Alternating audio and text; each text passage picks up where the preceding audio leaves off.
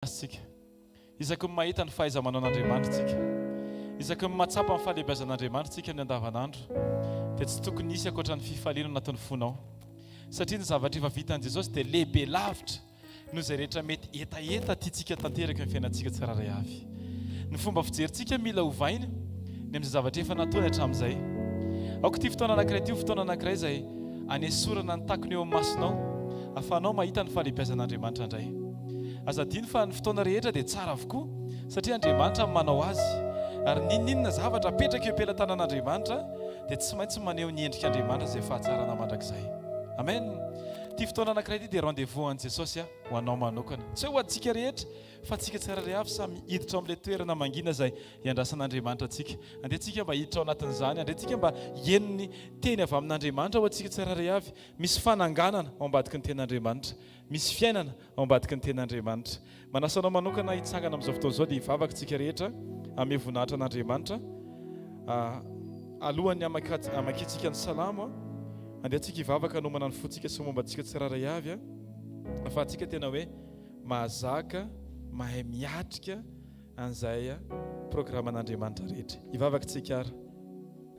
Ray amin'ny anaran'i Jesosy misaotra anao zahay fa noho ny fitiavanao sy ny famondram-ponao Andriamanitra dia ndreto zahay. Misaotra anao zahay Jesosy ny amin'ny fitarianao, ny amin'ny famondram-ponao, ny amin'ny famatsianao sy ny fitantananao anay. Misaotra anao zahay Jesosy ny amin'ity toerana, ny amin'ny fafahana, ny amin'ny ekipa rehetra tsy ankanavaka, ny aminay rehetra izay tonga eto androany, ninina mety andraikitra mety saninay Andriamanitra dia te hisaotra anao fotsiny zahay Jesosy satria ianao no matoa izao anay rehetra. Mankasitraka ny amin'ny teny, mankasitraka ny amin'ny fandaminana, ny fandrindrana, mankasitraka ny amin'ny fampianarana, mankasitraka ny amin'ny fampitana ny fahendrenao amin'ny alalan'ny fananao masina, mankasitraka ny amin'ny fitarianao anay tsiraray avy, niatrika alatsinainy zahay, niatrika talata izahay fa tao anatin'izany Andriamanitra dia tsy nahatsiaro teny izay hoe mandeha irery na miady irery fa nahatsiaro teny izay hoe miaraka aminay foana ianao ilay mpamonjy. Tsy mba manadino anay ianao na lehibe ary ianao ny tany izay hipetrahanay Andriamanitra dia fitoeran-tongotrao manambara ny fahalehibiazanao Andriamanitra. Kanefa na dia lehibe ary ianao dia mahay manetry tena mihaino ny kely indrindra dia mihaino anay Andriamanitra, mitarika anay sy mampianatra anay. Misaotra Jesosy ny amin'ny fahasalaman'ny tsiraray avy, misaotra Jesosy ny amin'ny fampahitam-pity, misaotra Jesosy ny amin'ny sedra izay lalovanay isanandro fa reny Andriamanitra no hiantoka ny fitombonay sy ny fandrosoanay. Misaotra Jesosy fa no ianao dia tafajoro izay Andriamanitra. Tsy ny rehetra manana lohalika Andriamanitra no afaka mijoro fa ireo izay mahatsiaro manokana fa manana etaeta ho anao dia menao fafana na lohalika hijoro. Jesosy eo ny lohalika koa Andriamanitra tsy natao hijoronay fotsiny fa indrindra Andriamanitra natao andohalianay natrehanao. Dia amin'ity fotoana ity Andriamanitra dia ndreto izay Andriamanitra tsy ny lohalika fotsiny mandohalika fa ny fony mihitsy miankohaka natrehanao Andriamanitra ary te hamerina ny voninahitra makany aminao satria ianao nivo ny fiainanay Jesosy, satria ianao no antom-pisinay Andriamanitra. Aoka tsy ho teny fotsiny ihany zany Andriamanitra fa aoka tena ho hita eo amin'ny fisinay, hita eo amin'ny fiainanay Andriamanitra ny fahavelomanao Kristy ilay tsy miova omaly Seigneur mandrakizay. Ianao no manangana, ianao no mampianatra, ianao no mitarika sy manamboatra ny fisainanay sy ny fonay Andriamanitra hifanaraka amin'izay ao am-ponao Andriamanitra. Amin'ny anaran'i Jesosy ity fotoana anankiray izay ahafahany indray mianatra Andriamanitra ny fahalehibiazanao, manome voninahitra ny anaranao Andriamanitra ary mankalazanao amin'ny fotoana rehetra. Amin'ny anaranao Jesosy, amin'ny anaranao Mpanjaka, raisy ny toeranao androany dia misaotra zahay Jesosy, misaotra ny amin'ny zavatra rehetra, misaotra ny amin'ny zavatra tsy takatry ny saina, misaotra ny amin'ny zavatra izay nahavelanao ny tranga, misaotra ny amin'ny fitarianao, misaotra ny amin'ny fampianaranao, misaotra ny amin'ny fanangananao, misaotra ny amin'ny zavatra rehetra amin'ny anaran'i Jesosy. Asaiko ianao amin'izao fotoana izao raha sitraka ao hisaotra ny amin'ny zavatra rehetra, hisaora izy ankalazao ny anarany masina, hisaora izy ny amin'ny fitondrany anao, hisaora izy ny amin'ny fiainanao androany, hisaora izy ny amin'ny famonjeny, lalam-pamonjena izay nataony, hisaora izy ny amin'ny fahavelomany satria Jesosy mihitsy no niteny hoe raha velona dia velona koa ianareo. Misaotra Jesosy, misaotra ny amin'ny fitiavana, misaotra Andriamanitra ny amin'ny atsipiriam-piainanay Andriamanitra, misaotra Jesosy ny amin'ny teny izay natsipinao nandritry ny herinandro nomenao teny foana zahay Jesosy afahany amin'ny tombo sy mandroso satria tsy foinao zahay Andriamanitra tsy tianao zahay andehany amin'ny fiamorana fa tianao zahay androso amin'ny fotoana rehetra amin'ny anaranao Jesosy aoka tsy tonga eto zahay Andriamanitra hoe anao asa fanompona ny tena mamaiky anay foka ny tena zava-dehibe aminay sy mamaiky anay Jesosy dia ny aona aminao ny kambana aminao ny ray aminao Andriamanitra ny fionana aminao ny tena zava-dehibe aminay Andriamanitra fa tsy ny hoe anao ny asanao Andriamanitra tsara indrindra ny asanao dia menao ataonay mba hahafahanay manana fiainam-panahy voazona ao anatin'ny fiarahana aminao Andriamanitra fa tsy reny ny tompoinay Andriamanitra tsy ny andraikitra tsy ny titre Jesosy Kristy fa ianao no antopisinay Andriamanitra ianao rery any ary tsy misy ankoatranao Andriamanitra amin'ny anaranao Jesosy amin'ny anaranao mpanjaka masina mandrakizay amen amen tonoa ny fiatanan'ny tompo amin'ny olo akaikinao androany tenenao fiatanan'ny tompo aminao ranadà rahalahy sy izay akaikinao manokana aza vela tonga eo izy aza vela hoe tonga eo fotsiny izy dia tsy nahen'ny fiatanan'ny tompo avy any amin'ny vavanao foka ny vavanao fansina anankiray izay milaza amin'ny fahatsaran'Andriamanitra amen indray antsika maki ny salamo fadimy amby sivifolo salamo fadimy amby sivifolo amin'ny anaran'i Jesosy andiny voalohany ka hatramin'ny fahatelo salamo fadimy amby sivifolo andiny voalohany ka hatramin'ny fahatelo salamo fadimy amby sivifolo ny andiny voalohany ka hatramin'ny fahatelo no vakentsika rehetra amin'ny anaran'i Jesosy izay manao hoe avy aoka isika ioby an'i Jehova aoka isika anao fifaliana ho amin'ny vatolampy famonjenantsika aoka ankeo anatrehany amin'ny fiderana isika aoka anao fifaliana ho azy amin'ny fihirana isika fa Andriamanitra lehibe Jehova ary mpanjaka lehibe ambon'Andriamanitra rehetra izy amen aoka isika ioby an'i Jehova ny tehan-tanana ny fiompiana ny fifaliana dia fiompiana an'Andriamanitra endrika fankalazanao an'Andriamanitra ny fifalianao foana ao anatin'ny teritery ary izay nambarany ten'Andriamanitra teo hoe aoka isika hanao feo fifaliana ho amin'ny vatolampy famonjenantsika dia tsy izy zany fa Jesosy Kristy aoka ny vavanao aoka ny mombanao aoka ny momba antsika tsiraray avy anambara fa ilay Jesosy maty antsika ny tena fifaliana antsika satria nandresy izy ho famonjenantsika tsiraray avy aoka ny feo antsika tsy feo fitarenana noho ny zavatra hatrehana fa aoka ny feo antsika ho feo fiompiana satria ny efa vita an'Andriamanitra dia ngeza lavitra noho ny zavatra hatrehantsika tsiraray avy androany asarato vavakantsika androany ray amin'ny anaran'i Jesosy amboary izay Andriamanitra anova ny feo anay hifanaraka amin'ny fifaliana izay efa tanteraka ao anatin'ny tsiraray avy dia ny feo fifaliana mitodika makany aminao Jesosy ianao ilay vatolampy tsy miova ianao ilay antopisinay Andriamanitra fanangananao anay tsiraray avy misaotra anao izay Jesosy androany satria mampianatra indray ianao fa ny antom-pisiana tsiraray avy Andriamanitra na mitehaka na mikipy na mitsiky na misakafo na mipetraka izahay na miaina na matory dia tokony endrika fanehoam-boninahitra anao Andriamanitra tahaka ny voninkazo tsy amin'ny fotoana anankiray izy natsoina hoe voninkazo fa amin'ny fotoana rehetra dia voninkazo ny anarany ny zanak'Andriamanitra koa dia tokony tahaka an'izany Andriamanitra tsy amin'ny fotoana mametimety anay ny situation anay no tokony ho hita fa zanak'Andriamanitra izahay fa amin'ny fotoana rehetra raha mbola atao hoe velona izahay dia tokony ho afaka ho antsoina sy hita foana hoe zanak'Andriamanitra ary maneho an'Andriamanitra ray amin'ny fotoana rehetra amin'ny anaranao Jesosy amin'ny anaranao mpanjaka tario indray ity fotoan'ity Andriamanitra tario amin'ny fitarian'ny fanainao masina mba ahafahanay miona amin'ilay sitraponao Andriamanitra ahafahanay miona amin'ilay famelombelomana izay entin'ny fanainao masina tononoko ny fahafenon'ny fanahy masina ho an'ny tsiraray avy aoka izay rehetra Andriamanitra ho tahaka an'ilay siny taokana tamin'izany fotoana izany tsy maintsy ny fenona hatrany amin'ny olona satria ny fanombohana rehetra Jesosy dia tsy maintsy mitomboka amin'ny fahafenona satria ny fanombohana rehetra Jesosy dia tsy maintsy mitomboka amin'ny présence anao eo amin'ny fiainana tsiraray avy ianao manomboka ianao ilay alpha ianao manohy aminay ianao Andriamanitra amintsika Andriamanitra ary ianao mamarana ianao ilay oméga raisy ny toeranao Jesosy ilay tsy miova maly Seigneur mandrakizay amen ndao tsika tehaka ho an'i Jesosy amin'ny anaran'i Jesosy amen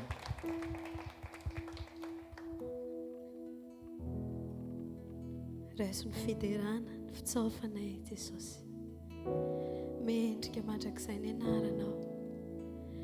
anaranao rery any Jesosy ny ankofanay ary misy antony havelomanay Jesosy dia ny aina ho anao sy ny anondro ny maso rehetra akany aminao misandrata Jesosy ary androany dia sokafanay ny fonay ny fisainanay ny fieritreretanay Jesosy fa tena mila anao zay tompo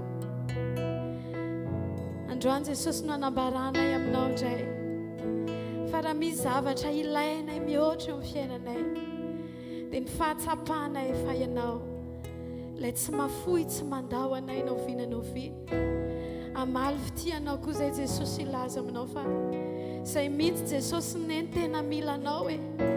Zay mihitsy ane Jesosy no tsy mahay misaraka aminao e, ary tsy te hisaraka aminao mandrakizay. Avy Jesosy amin'ity hariva ity.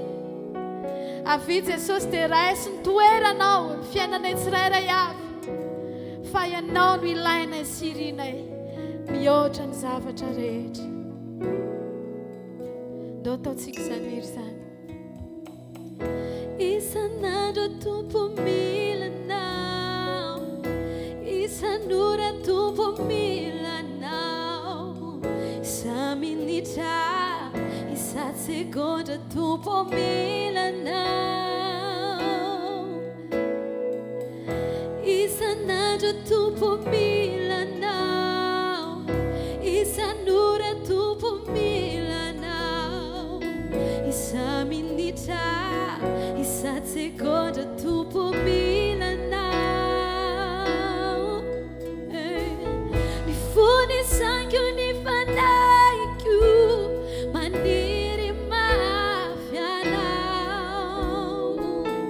Tsisy toerana takaloko ny hoany lana.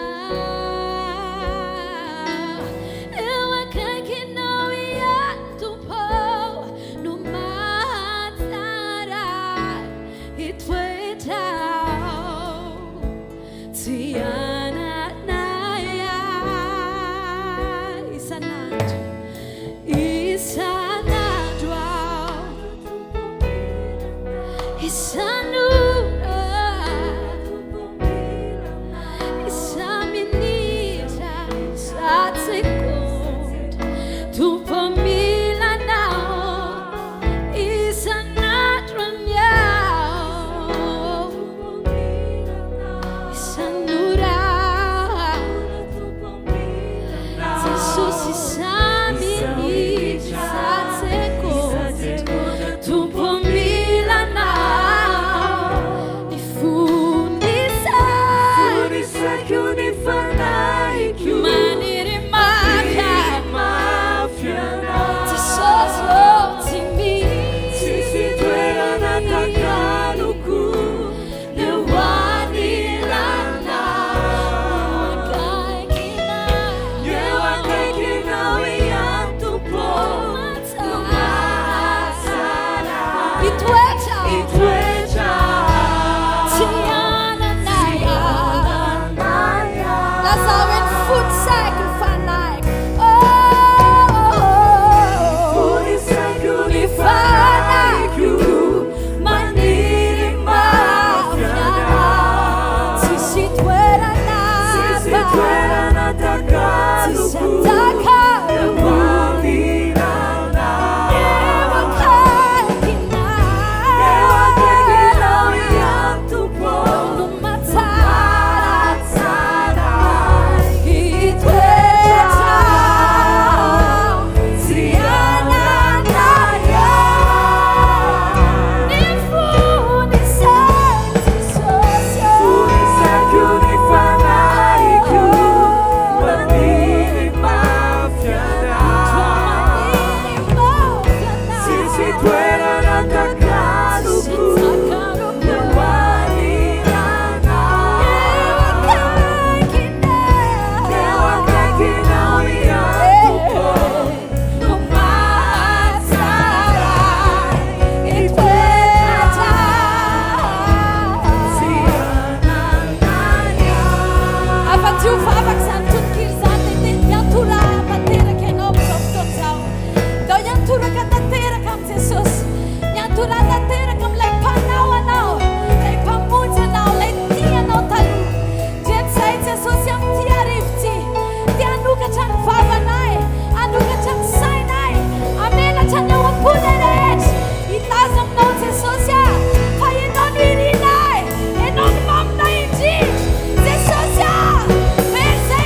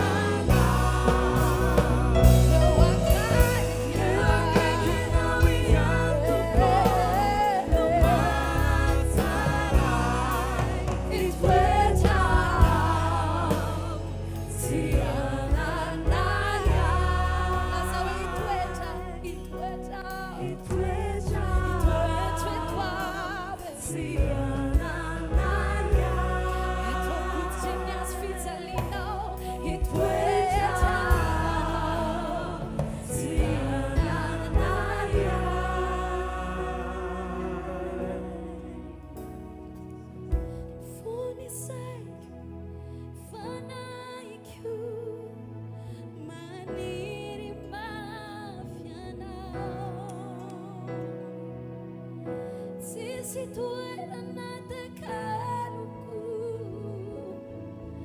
ny ao aninanao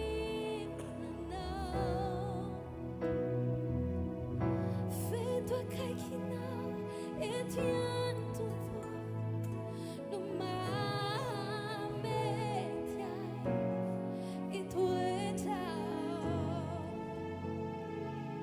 tsy ananay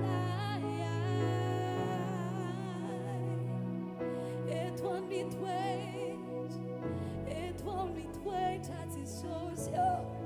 It won't wait.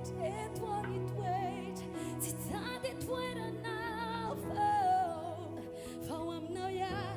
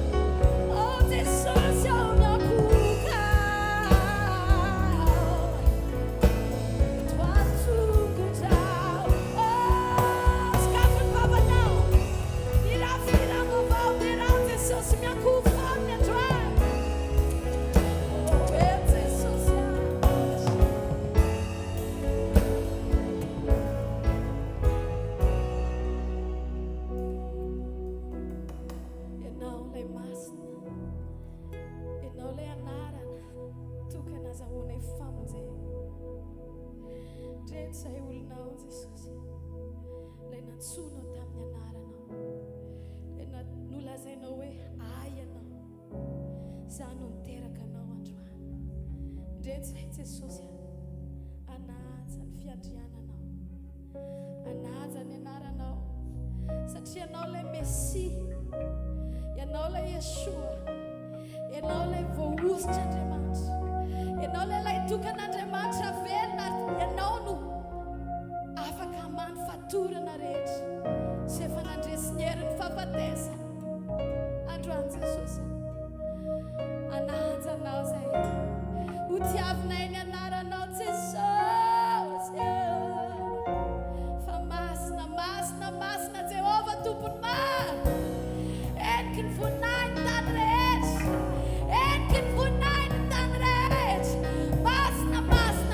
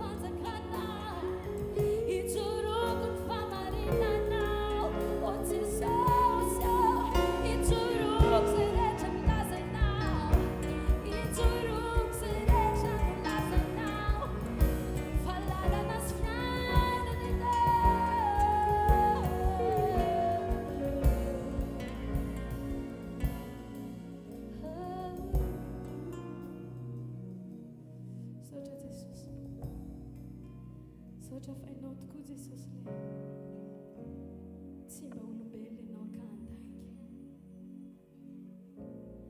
fa ny fo rehetra Jesosy dia afaka manantenanao hatramin'ny farany. Misaotra Jesosy fa afaka manantenanao rehetra. Ianao ilay mamafa ny ranomasina rehetra. Ianao ilay afaka manasitrana ny aretina rehetra. Jesosy ianao ny antoranay mandrakizay. Ninona mety ho lalovanay amin'ity fiainana mandalo ity Jesosy dia hisafidy izay tsy hijery izay endrika tafiotra rehetra, tsy hijery ny fasana izay Jesosy izay mety efa nitahiry any Lazarosy 3 andro Jesosy, 4 andro. Fa zaho Jesosy miankina amin'ilay miantso anay izay, miankina amin'ilay miteny hoe zanako ianao, zaho no miteraka anao androany indray Jesosy ninona mety fahalavonay tamin'ny lasa rehetra enina dia adin'indray lasa ary zay Jesosy fantatray fa eto ianao afaka manangana anay indray amin'izao ora sy fotoana izao. Safidy hitodika any aminao zay Jesosy, safidy hijery anao zay Jesosy, isafidy zay Jesosy ny iainany teninao manao hoe ny oloko marina dia velony finoana. Isafidy ny amikitra anao mavy zay Jesosy, na dia indraindray raha mety any anaty tafiotra ny antsoina ho anay hoe avy dia tsy salasala zay Jesosy fa anatona ary banjina anao satria anao ny famonjena anay.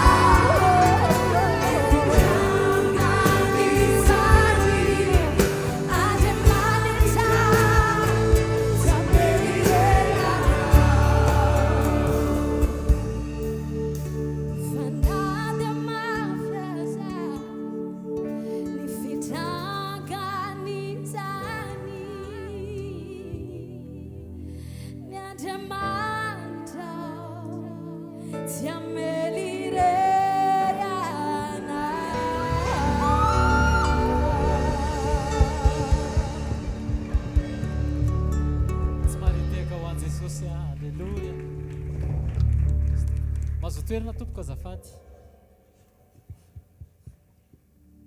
tonga fotoantsika amerenana ny voninahitra any amin'i Jesosy ny amin'izay nataony teo amin'ny fiainantsika tsirairay avy solotenantsika ty ranabavy anankiray ty voninahitra ho an'i Jesosy rehetra ihany no mbola ahafahako mijoro fahavolobelona amin'izao fotoana izao nisy fotoana za zany miasa dia ny asako tsy asa fixe izany hoe tsy andraisana vola isam-bolana fa rehefa misy izy dia misy rehefa tsisy dia tsisy fiainana za manao calcul be foana ohatra ny hoe mbola tsy tonga akory le vola dia fa kajikajy be aho hoe zao dia matetika ala izy tsy ampy foana dia miferin'aina be za lasa manabe foana za hoe ahoana ny amin'ny apitso ahoana ny amin'ny herinandro sosisa tanatin'izay nampianarin'Andriamanitra natoky anazy misy verset zay en baiboly hoe fa ny zanako sy ny asan'ny tanako izy izy dia aoka didika ihany dia tena nyraisiko izay verset zay satria tena nilaiko ary tena nakasika anahy dia misy fotoana arak'ilay nazavaiko teo hoe ny asako tsy andraisana vola isam-bolana dia isaky ny lany le voly dia mieritreritra be foana hoe ahoana indray ny rapitso ahoana ny frais ahoana izao nefa za mila mandeha mila mivoaka mila manao zavatra dia tapre nandraisako an'izay verset zay dia tena niainako ilay izy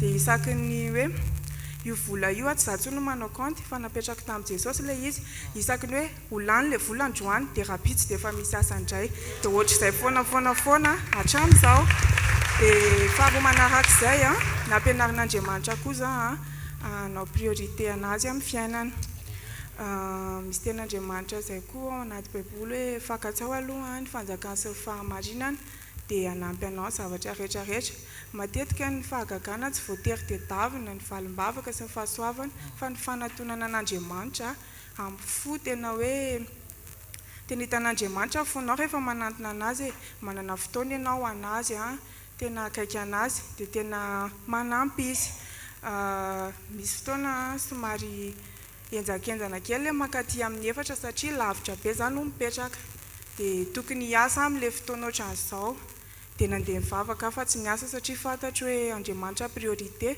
afaka manome asa foana izy dia nandeha za fa tsy nandeha niasa dia niteneniko ilay olona hoe tsy afaka za androany tonga amin'izay ny alatsinainy dia niteny le tompon'le asa hoe ianao izy tsy voaraintsony satria tamin'ny fotoana tena nilaivanay anao izy ianao tsy tonga dia nanomboka narary be tamin'izay hoe Jesosy dia ahoana zany io ny asa mba efa nofinofiziko sy niriko dia zaho le izy to dia za voaroaka dia tapabolana tao aorianan'izay niantso anany tompon'le orinasy dia niteny izy hoe tsisy mety aminay ozy ny ankizy ato fa ianao ihany no mety aminay dia lasa zany manome fotoana fa tsy zareo intsony no manome fotoana dia izay fotoana afahako no andehanako miasa dia voninahitra ho an'i Jesosy rery ihany.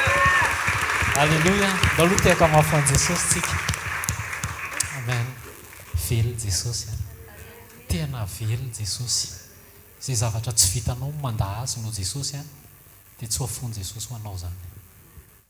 Tena mitsangana dia asandrato ny tananao ka tsy ao fotsiny ny fanjakan'Andriamanitra aza asiana kajy aza asiana fanahina fa andaotsika tena hoe teny amin'i Jesosy hoe Jesosy ianao ny priorité anay dia tsy teniteneniny zany fa mila vitatsika mandany zavatra rehetrarehetra no Kristy vitatsika mametra hoe zao fotoana fivavahana eo aloha hatreo aloha fa tena Jesosy rehefa vitanao ny tena hoe mahafoy indrehetra ho an'i Jesosy tsy ataon'i Jesosy orininina zany ianao asandrato ny tananao dia ndao tsy hisotra an'i Jesosy tsika noho ny amin'ny nataony teo amin'ny fiainam-panompoana teo amin'ilay fiainan'ranabavy fantatro fa maro amintsika no miaina zavatra ohatran'izany dia akasitrao Jesosy asandrato ny tananao dia sokafo ny fonao averenao any amin'i Jesosy ny dera sy ny laza ary ny voninahitra fa izy rery ihany no ambadika izany Jesosy Kristy avy any Nazareta ndreto izay minkohaka eto anatrehanao Jesosy mamerina ny voninahitra rehetra any aminao misaotra Jesosy fa marina ianao marina ny teninao ary ny teninao dia tsy miverina any aminao foana raha tsy mahatateraka ny asany any amin'izay nanondrana azy misaotra Jesosy fa mahatoky loatra ianao misaotra Jesosy fa tsara ianao misaotra fa mpanao tsara ianao misaotra Jesosy fa tena tia anay mihoatra no ny fitiavanay ianao Jesosy Kristy avy any Nazareto averina any aminao foana ny dera sy ny laza ary ny voninahitra noho ny amin'ny nataonao teto amin'ny fiainam-piankonana teto amin'ny fianakaviam-ben'ny hvkl noho ny nataonao teto amin'ny asa fanompoana raiso Jesosy dera laza voninahitra mandrakizay amin'ny anaran'i Jesosy amen. Andao tsika tiaka mahafon'i Jesosy andraisantsika mpanompon'Andriamanitra tondratsika ao anatin'ny fanomanana.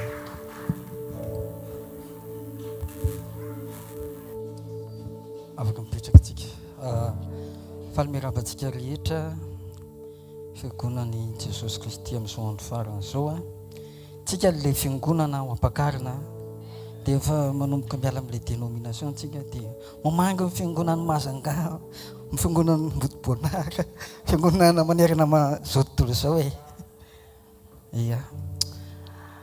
Ny teny zaraina amintsika dia araka voalaza amin'ny asan'ny apôstôly toko faharoa manomboka ny 5 voalohany. Ary noho ny tonga ny andro Pentecoste dia atao amin'ny fitoerana iray izy rehetra, ary nisy fio tonga tampoka avy tany an-danitra toy ny rivotra mahery ny voafofoka nanenika ilay trano ny angonany, ary nisy lehilahy tarena fonseho taminy izay nizarazara nipetraka tamin'izy rehetra isan'olona izany, ary samy feno fanamasina izy rehetra dia niteny tamin'ny fiteny maro samihafa araka nampitenen'ny fanamasina azy. Ary nisy jiosy mpivavaka tsara nitoetra tany Jerosalema avy tany amin'ny firenena samihafa rehetra ambany lanitra, ary noho ny re izany fio izany dia niangona ny olona ka firevitra ka samy nahare azy ireo niteny tamin'ny fiteniny avy izy rehetra, dia talandrona sady gaga izy rehetra ka nanao hoe indreo tsy galalianina va ireo rehetra mitenireo. Kaona nandrenesy antsika amin'ny fitenitsika amin'izay nahabe antsika dia Parsiana sy Mediana, Elamita, mponina a Mesopotamia sy Jody sy Kapadokia sy Ponto sy Frisia, Asia, Frisia sy Pamfilia sy Egypta, tany Libia izay manodidina ny Kirène ary vahiny avy tany Roma na Jiosy na Proselita, Kretana sy Arabo. Kahoana nandrenesy antsika ireo miteny amin'ny fitenitsika avy amin'ny asa lehibe ataon'Andriamanitra. Rehefa tonga ny fataterahan'ny teny fikasana izay nandrasan'ny apôstôly tamin'ny fotoana rehefa niteny Jesosy hoe mitoera ho Jerosalema mandra-panafiana ny hery avy amin'ny avo dia nirasainy izy ireo. Tsika hiatrika n'ilay fitoroina filazantsara iombonan'ny mpino fiangonan'ny Mazanga dia miandrandrotsika fifoazam-panahy hoe mba hipoaka amin'ny fotoana io.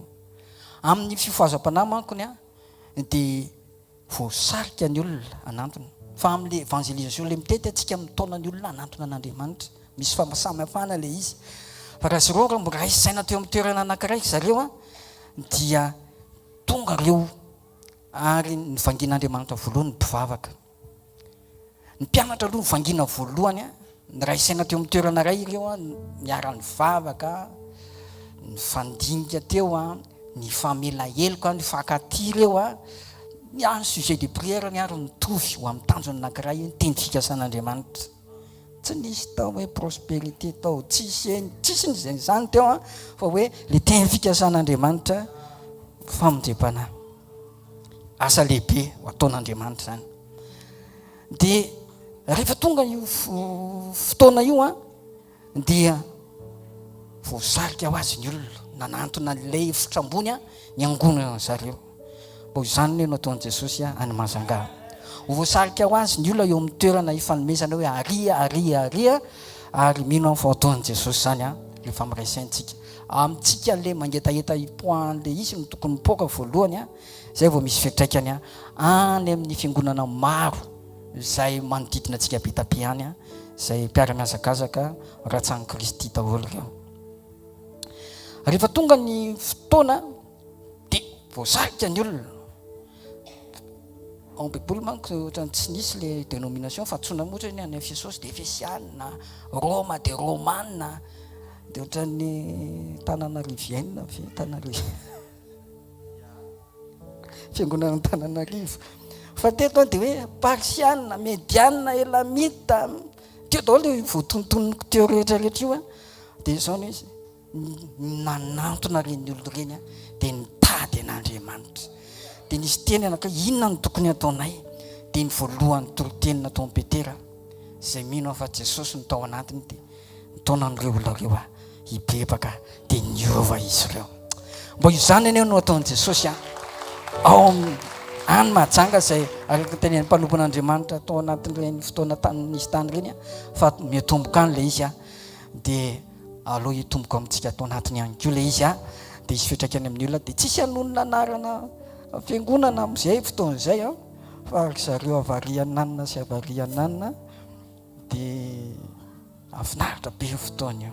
za mino fa ataon Jesosy zany fa atao etaeta ao anatinao nda ira isaina angetaita tompo manaova fifoazana indray raha nanao fifoazam-panahy fa Jesosy tamin'ny nandatsan'ny fanahy tamin'ny fotoana io a dia misy ny omega fifoazana inkio alohan'ny iverina tsy maintsy hotsenena ambonahitra Jesosy maro ny voatoana amin'io a maro ny vaofoa atao isany ianao mitondra-bavaka ianao koa tsy maintsy isy fiatraikany ary tsarovy ny Jerosalemanao aloha voalohany a ny ao an-tokantranonao ianao zany ny voalohany a dia isy fiatraikany amin'ny mpiara-manompo zany ndao tsika hitsangana dia hivavaka angataka etaeta Jesosy omeona ny etaeta ataovy atao anatin'ny marina zany etaeta tena fifoazana zany a ampy izay nitoriana foana hatramin'izay nefa efa aveo tsy fantatra hoe ahoana anakaiza fa olona tena miova misy fiatraikany tena fivapolalina ary isy fiakekeloka naizanaiza poniny mahajanga mihitsy ny voakasika fa tsy ny mpivavaka tsotra fotsiny ihany a izay miara-miasa amintsika raha tsara indrindra amenaran Jesosy a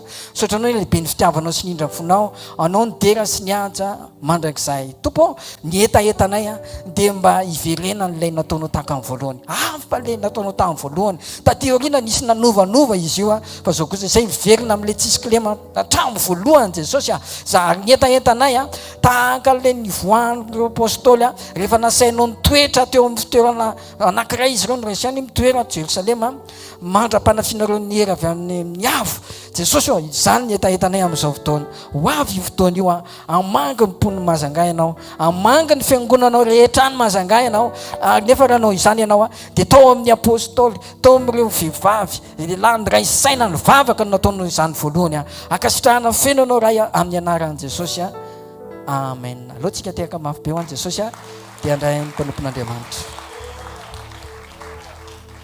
Alleluia.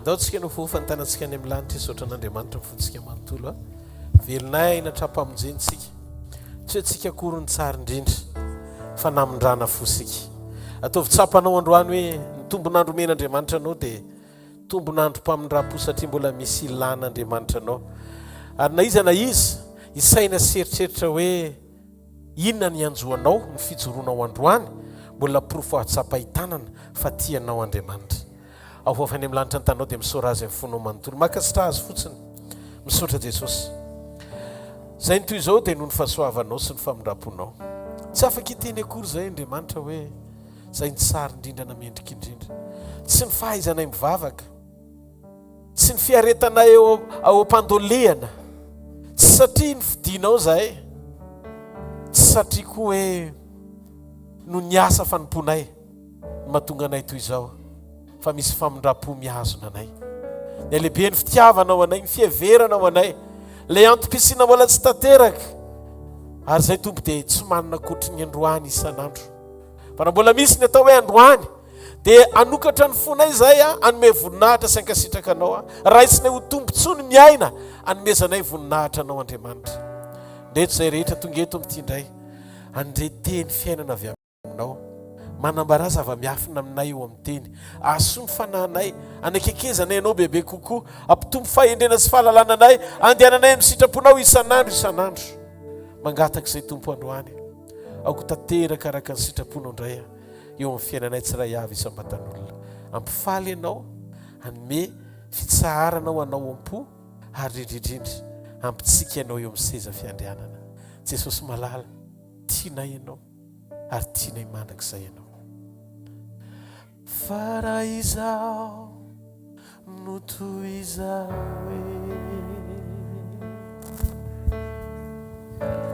dia tsisy avy amiko fa avy aminao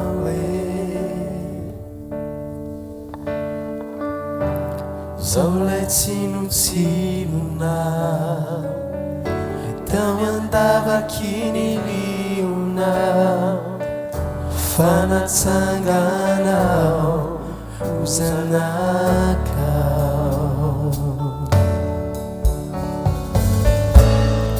fa raha izao no toy izao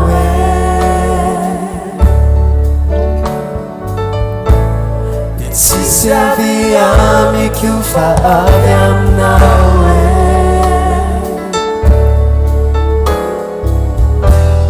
zao lay tsinotsinona tao andavaky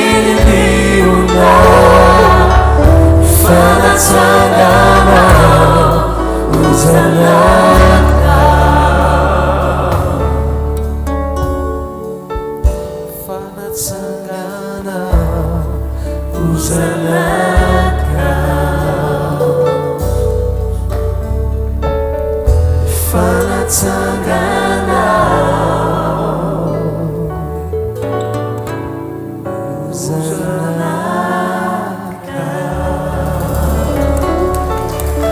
tsy kitiatanana mafo an'Andriamanitra. Miarabantsika indray androany ariva tonga soa eto amin'ny fiombonatsika iray amin'ny fanatrehan'Andriamanitra. Sorana an' Jesosy ny amin'ny fitondrantsika mambavaka, ny amin'ny faharetatsika mandrakariva amin'ny teny, ny amin'ny fijoroantsika amin'ny fahamarinana, ny amin'ny fahazakatsika teny mpanitsina, fa ny fijoroantsika ao anatin'izany antoka ho amin'ny fiainana tsara lavitra ary indrindraindrindra ampahomby antsika amin'ny zavatra rehetra. Miarabanao amin'ny anaran'i Jesosy mingavy ianao azo toerana. Aleluia. Tsika ty moa miresaka foana mandrakariva mikasika momba ny fanontaniana sy valiny. Maro amintsika ny mangetaheta dia mandeha fa resaka mihitsy ny hoe Pasteur Rodolphe angay ianao dia tsy resaka mihitsy momba amin'ny prosperité. Tena dia ahoana daholo zany mikasika momba n'ireny prosperité be dia be fa nitorian'ireny tompoko. Androany ariva izara amintsika ao anatin'ny fotoana fohy ny tena hevi-dalina miafina ao ambadiky ny fanambinan'Andriamanitra tsy marety aika ao an'Andriamanitra. Mino afa tsy atambolombolony fampianarana be dia be momba ny fanambinana tsony ianao aorian'ny andrenesanao an'ity fampianarana ity androany ariva. Ataovy amenna moa e. Atsangany an-tana izay mangetaheta an'izay fampianarana izay androany. Aza matahotra ianao fa tsy mivoany zany tsika mandra-piavin'ny tompo. Amenna. Zay lazain'i Jesosy eo dia fahamarinana androany. Misy fiatraikany amin'ny fiainam-panahinao daholo zavatra zarainy eto fa tsy mandehandeha gona akory. Amen. Resaka androany zany amin'ilay lohateny nampitondraina ny lohahevitra hoe ny tena fanambinana. Ny tena fanambinana. Jauna fahatelo andininy faharoa na koa Jauna fahatelo toko voalohany ny andininy faharoa. Na hoe Jauna fahatelo toko faharoa. Izy daholo zany. Ry malala mangataka aho mba hambinina. Miresaka momba prosperité Andriamanitra. Mba hambinina sy ho salama amin'ny zavatra rehetra anenao tahaka izay nambinana ny fanahinao ihany. Nisy fotoana nizara tamintsika hoe matoa Andriamanitra miteny an'io dia misy olona ohatry ny ambinina amin'ny zavatra rehetra fa tsy misy ifandraisany amin'ny fanambinana ny fiainam-panahiny. Andriamanitra nanankina ny fanambinana antsika amin'ny zavatra rehetra, miainga avy ao amin'ny fanambinana ny fiainam-panahintsika, ny fanahintsika. Miaraka amin'i Jesosy dia tian'Andriamanitra tsika androso sy ambinina amin'ny zavatra rehetra. Andriamanitra tsy fahavalo ny fanambinana anao amin'ny zavatra rehetra. Tiako ho fantatrao aloha zay. Fa tena sitrapon'Andriamanitra ho antsika tokoa zany.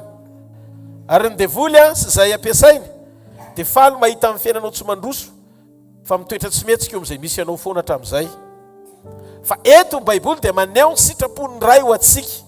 Ry malala mangataka mba ho ambinina sy ho salama amin'ny zavatra rehetra ny ianao fahazadino tahaka izay hanambinana ny fanahinao ihany. Tiako ho fantatsika aloha zany ry fiangonan'i Jesosy Kristy fa tsy nateraka eto an-tany ianao tsy handroso zany. Ary tsy navelan'Andriamanitra ianao hijanona eo amin'ny toerana misy ianao hatramin'izay fa natao hitombo sy androso mandrakarivo. Zany no mahatonga antsika afindran'Andriamanitra toerana tsy ho amboaky neny mandrakizay. Tsy maintsy misy fitombona. Misy ny toerana anomanana anao ary misy ny toerana anehoananao. Ao ny fitombonao no amaritra ny toerana isy ianao. Fa tsy mangetaheta toerana ianao tsy ao anaty fitombona. Ny position zany na toerana metran'Andriamanitra anao dia misy ifandraisany amin'ny fanekenao hitombo. Rehefa mitombo ao amboaka ny zaza dia averiko indray le lesona tamin'ny Zoma talohany angako any Mazanga hoe rehefa mitombo ao amboaka ny zaza dia lavy ny tranonjanaka ny vehivavy everiny ho toy ny corps étranger na zavatra afa tafiditra ao amboaka satria tsy eo amin'ilay toerana tokony hipetrahany tsony le zazakely rehefa mitombo. Tsy misy zaza manaikitra zany fa contraction fiantsoana azy mietsika le tranonjanaka mamoaka le zazakely tsy ho ao amin'izay toerana ny toerana hatramin'izay tsony satria feno mifepetra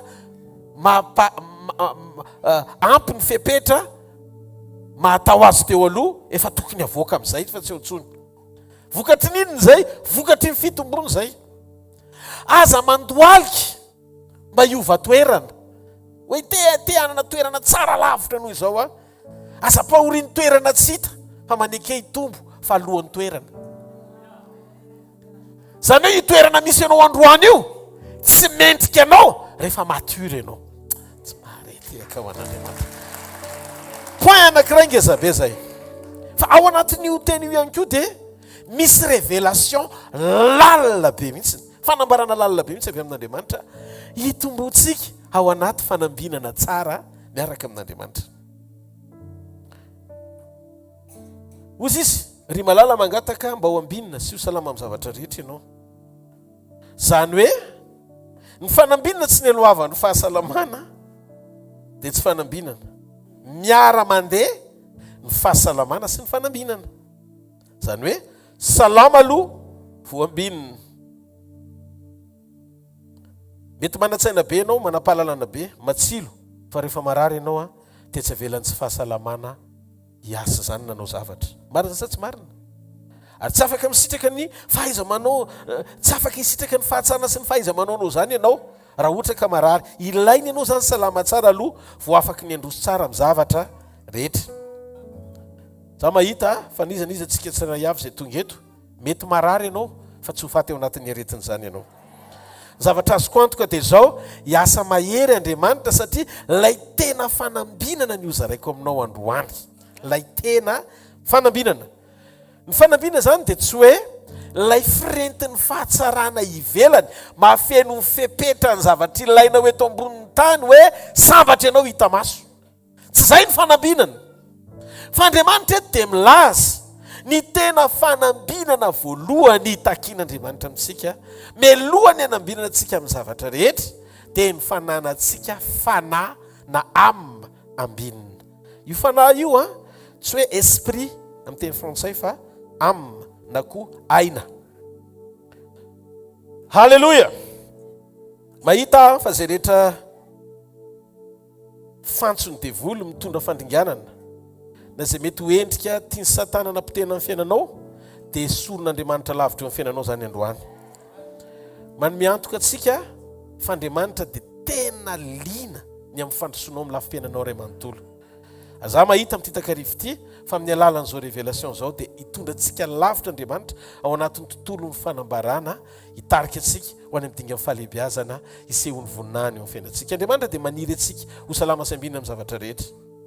Tsy tokony hoe matsilo saina fotsiny ianao fa sady matsilo saina ianao no mahery amin'ny fanatanterana ihany koa izay vision rehetra ao anatinao. Mila mahavita zavatra goavany ianao sady voata amin'ny zavatra rehetra irinao avy amin'Andriamanitra ao amin'ny fiaina tokantranonao io. Tsara ianao zao manambady, mbola tsara ihany koa raha manataranaka ianao. Tsara ianao raha manana ankonana, fa mbola mila tsy tonga ho problemanao koa ny fiainam-piankonanao. Zany hoe zany rehetrarehetra zany zany mbola endriky ny atao hoe fanambinana amin'ny lafim-piainana ray manontolo alavorary ny zavatra rehetra. Kaneho amin'ny zavatra rehetra dia tafiditra ho avokoa ny tontolo mombanao rehetra sy izay rehetra mahakasika anao. Ny asa, tokantrano, fianarana izay misy ifandraisany amin'ny fiainam-panahinao ihany koa. Hitako Andriamanitra fa tena natateraka an'izay eo amin'ny fiainanao androany. Inona ny zavatra mitranga? Inona ny tianyteny ho teneniny eto? Jaona 7:15 ry malala mangataka mba ho ambina sy ho salama amin'ny zavatra rehetra ny ianao tahaka izay nambinana ny fanahinao ihany koa. Teny Andriamanitra hoe mananjava miafina amintsika io teny io. Andriamanitra tsy manambona ny olona teo ambinina ny dikany. Tsy hoe izay teo ambinina rehetra dia ambinan'Andriamanitra daholo. Tsy natao an'ny olona rehetra manam-paniriana ny ambinina ny fanambinana. Afaky ny eritreretra ny olona haniry fanambinana nizanizy fa ny atao hoe ambinina dia tsy hoe rehefa mety mpivavaka be anao dia ambinina ho azy, tsy hoe rehefa matory am-piangonana isan'andro ianao dia midika an'izay ambinina, tsy hoe vokatry ny loalika amin'ny forotra sy ny fanakekezana ao an'Andriamanitra isan'andro ny anambinana anao, fa ozy izy ny tenin'Andriamanitra fanambinana ny am na ny ainao aloha. Raha tianao ianao ambinina amin'ny zavatra rehetra dia mila manaiky aloha ianao no ambinina ao amin'ny fananao na ny am ao anaty. Ilay Andriamanitra izay tompony fanambinana antsika dia mametraka lanjan'ny fanambinana antsika ara-panahy ho ambony lavitra noho ny fanambinana antsika amin'ny zavatra rehetra. Izay no mahatonga ny fanirian'Andriamanitra nasiony amin'ny alalan'ny teniny, fa ny tena faniriako dia ny atonga anao ambina sy io salama amin'ny zavatra rehetra, misy ifandraisany amin'ny fanambinam-panahy ao anatinao. Tsy izay rehetra teo ambinina akory ny miaina fanambinana. Tsy hoe mivavaka be dia ambinina ho azy, tsy hoe ambinina amin'ny zavatra rehetra araka an'Andriamanitra dia vokatra hita ety ivelany fotsiny ilay fanambinana, fa ny fiainam-panahinao tsy ao. Izany no mahatonga antsika tsy miprovoke ninina zavatra avy ety ivelany, fa miezaka fotsiny manitsiny ao anatsika hifanaraka amin'izay takian'Andriamanitra mba hahafahan'Andriamanitra mamoaka ny zavatra rehetra ety ivelany ho tsara lavitra mifanaraka amin'izay zavatra misy avy ao anatintsika.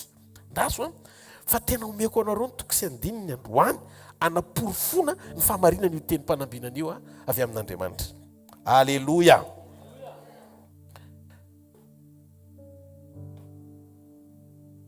Misy olana mivavaka foana mba ho ambinina fa tsy mety mihitsy ilay fanambinana. Fanambinana ny tokantrano, asa, fianarana mamaika azy, business NDB, fanompoana mivelatra, ankonana milamina, teo eny ambo-mandamina daholo. Fa tsy tehisaina mihitsy zay zavatra andrasan'Andriamanitra aminy hoe ho ambinina ny am na ny ainy. Fanambinana tsy avy amin'ny fametrahan-tanana, ny fanambinana tsy avy amin'ny vavaka tendrombohitra, ny fanambinana tsy hoe ianao mazoto be matory apototry ny baiboly adiny enina isan'andro dia ambinina amin'izao. Tonga ny fanambinana rehefa azo sapahitanana sy hitan'Andriamanitra fa tena misy fiatraikany avy ao anatin'ny fiainam-panahinao na ny am ao anatinao. Ilay fanambinana tian'Andriamanitra ho hita eo amin'ny fiainanao. Maro no miteny hoe rehefa mivavaka sy manompo an'Andriamanitra ihany sika vao mandeha araka ny tokony ho izy ny zavatra rehetra. Fa misy olona tia teny aminao maro no mitaraina fa maninona ary za manompo an'Andriamanitra efa tena mivavaka be mihitsiny nefa maninona ny tsy mety ambinina mihitsiny. Mijery an'ireny jentilisy ireny dia manao ohatran'ny Davida mihitsiny hoe saika solafaka mahita ny ratsy fanambinina. Fa maninona ny nisy olona tsy mivavaka akory nefa manan-javatra be dia be mibildinina zato. Za miforotra mandohalika sy mivavaka miaritra anaty fivadikanina 40 jours et nuit. Za raha mahazo 4 heures dia asiko soratra hoe blessing.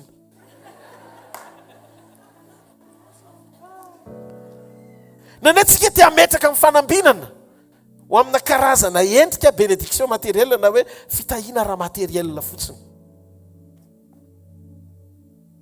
Mila fantatsika ny tena vrai na tena izy ny amin'ny zava-miafy ny fanambinan'Andriamanitra.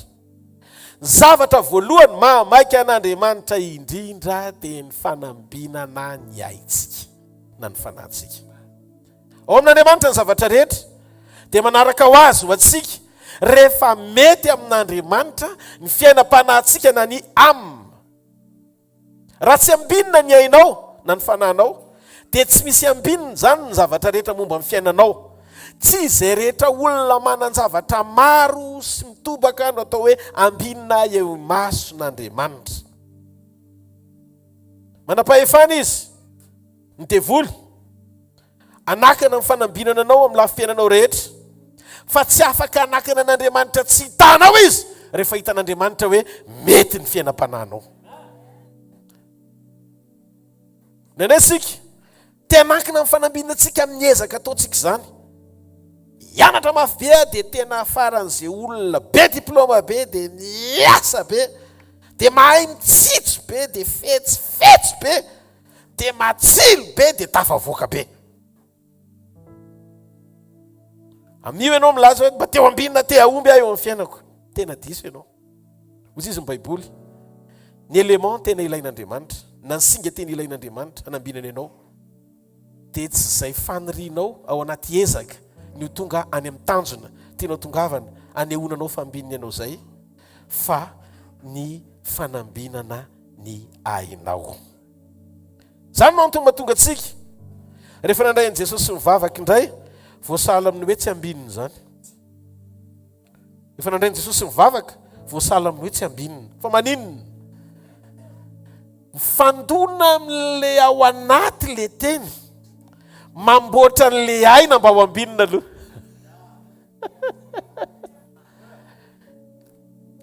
Ny tenin'Andriamanitra dia manomana anao amin'ny fahasalamana sy fanambinana amin'ny lafiny rehetra. Tonga le teny dia mamboatra anao ao anaty. Maro amin'izay tranga sendrika eo amin'ny fiainantsika ny sala amin'ny hoe tsy ambinina izany satria Andriamanitra te hahita taratra ny fanambinana ny amina na ny aintsika aloha. Te hisitraka Andriamanitra ny zava-tsoa sy zava-miafina ao anatin'le ainao. Zay mahatonga an' Jesosy miteny, inona moa ny soa azony olona na ho azony azy zao tontolo zao lazain'Andriamanitra. Tsy ny teny Andriamanitra na ho azony azy Dobay zao rehetra zao nefa very ny aina. Ny sarobidy indrindra amin'Andriamanitra dia ny ainao aloha fa tsy zay ilainao rehetra. Ka ny tara-panambinana tian'Andriamanitra ho hita, tsy ny fetezany zavatra rehetra ity ivelany, fa ny fetezany ny ao anatinao mifanaraka amin'ny sitrapony. Ny fanambinana ny amina dia misarika fanambinana amin'ny zavatra hafa rehetra. Ampianaratsika io teny amin'ny Zoma 7:2 fa ny fanambinana rehefa hafa rehetra dia manaiky anaraka ny fanambinana ny aintsika avokoa. Ka ny hoe mahita ny fiainana miova sy ambinina dia dia tadio tsy fanapaha-kevitra avy aminao. Ny hoe fahitana ny fiainanao miova sy ambinina dia tsy fanapaha-kevitra avy aminao, fa vokatra raisin'Andriamanitra fotsiny avy amin'ny fanambinana ny ainao sy ny toe-panahy anatinao. Zay le sekret miafinao ambadiky ny Jona 7:2. Misy sekret miafinao, tsy fanapaha-kevitrao, tsy vokatry ny ezakao ny atonga ny fiainanao ho ambinina le tena fanambinana, fa vokatra avy amin'Andriamanitra rehefa hita n'Andriamanitra fa mety ny amina na ny ainao. Zay ny atao hoe fanambinana ny ainao. Ka Andriamanitra zany tsy maiky ny anambona olona anankiray tsy ny alohavany fanambinana ny aina. Andriamanitra te higanye na azo ny amina aloha, ny ainao aloha, fa tsy ny zavatra rehetra. Tsy misy fanambinana iainana raha tsy misy fanambinana ny aina na ny fanahy. Tsy etsehan'Andriamanitra mihitsy ny tena fanambinana antsika amin'ny lafiny rehetra raha tsy efa hitan'Andriamanitra tsara ny hoe mety ny fanambinana ny ara-panahintsika na ny amina ao anatintsika. Raha voakeja ny ainao dia voakeja koa ny fiainanao. Ka ny fanambinana ianao dia vokatry ny fanekena, fa ianao dia mandray fantsiana sy fanefena ary fananganana ao anaty mba hahatonga n'ilay fanambinana ny ara-panahinao ho lara-pahamena. Gida ny fanambinana anao dia mitranga ao amin'ny amina na ny ainao. Ao zany mianga ireo tontolo-panambinana rehetra apety ny fiainanao amin'ny fandalovanao eto ambonin'ny tany. Tsy mahareteka ao an'Andriamanitra.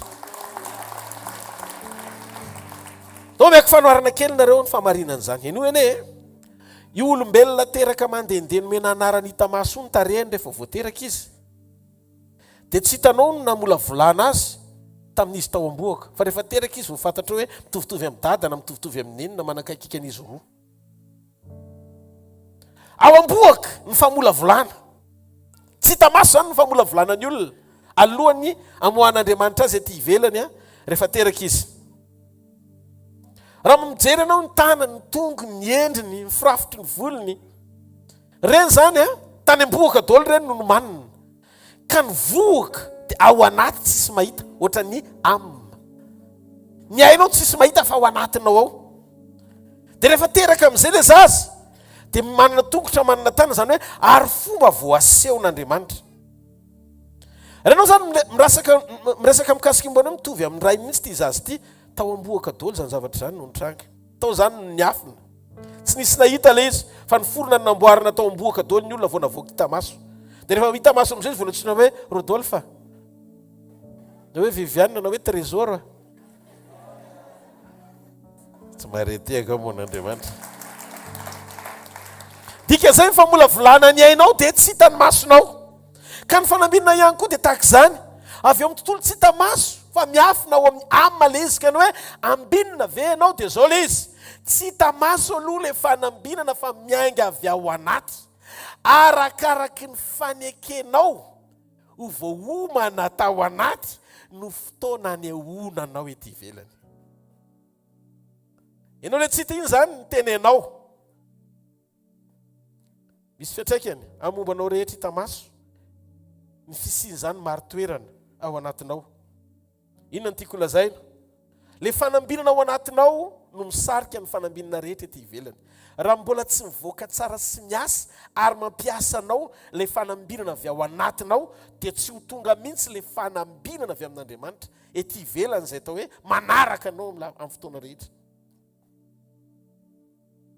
Andriamanitra aloha dia tiako fantatsika fa tsy hanambina antsika amin'ny zavatra rehetra nefa averentsika le izy nanary antsika mandrakizay. Raha hitan'Andriamanitra fa tsy mbola zakanao no miaina ao anatin'ny mahita ny voninahiny ohatra dia tsy hampiasa anao mihoatra izy. Mbola tsy zakanao ny manambola ohatra vao miakatra kely misy ny montant tsy fantatra hoe ohatrinona le izy dia efa manomboka miakatra kely any amin'ny helikao. Raha vola toy izy Andriamanitra hoe very afa nanomezako azy ny zavatra rehetra ihany tsy nidirany any amin'ny fanjakako sanatria tsy ianao an'izany. Inona no mahatonga ny olona anankiray tena hoe misongadina na tsy hoe ambinina ety ivelany, manana hery sy fahefana izy fanapahana, fisandratana. Reny zavatra rehetra reny zany le nita ety ivelany reny, reny le fanambinana manaraka hita maso.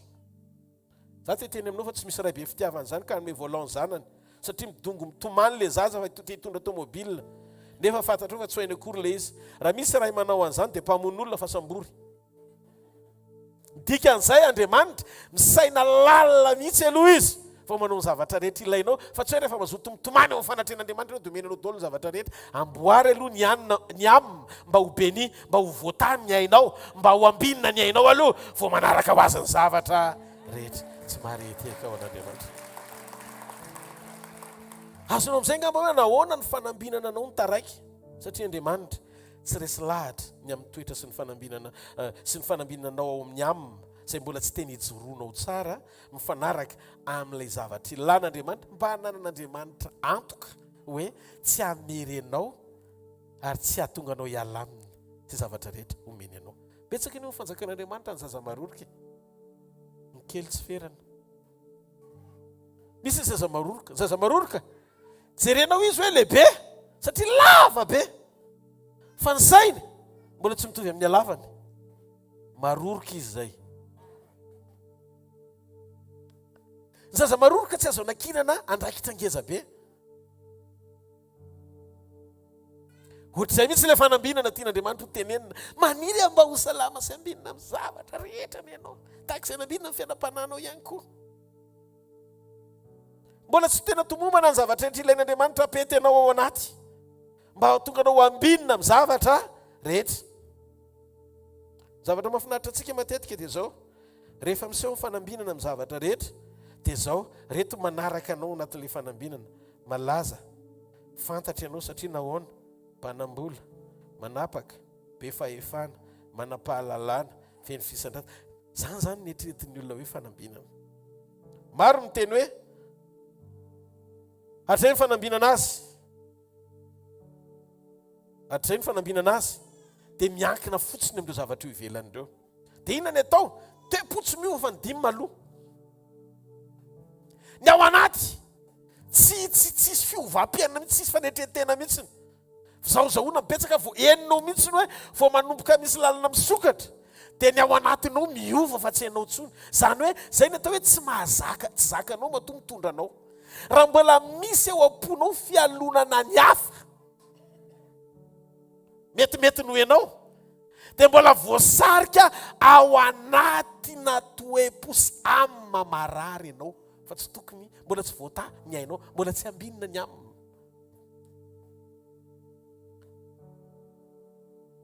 Marina hoe rehefa tonga ambinina le olona satria tsy ny alohavan'le fanambinana ny am dia manjary feno avinavina orgueilleux be mihitsy na USB feno avinavina be lasa mirebelle satria nahoana hainona tonga azy ny piripiriny iny tsy fisina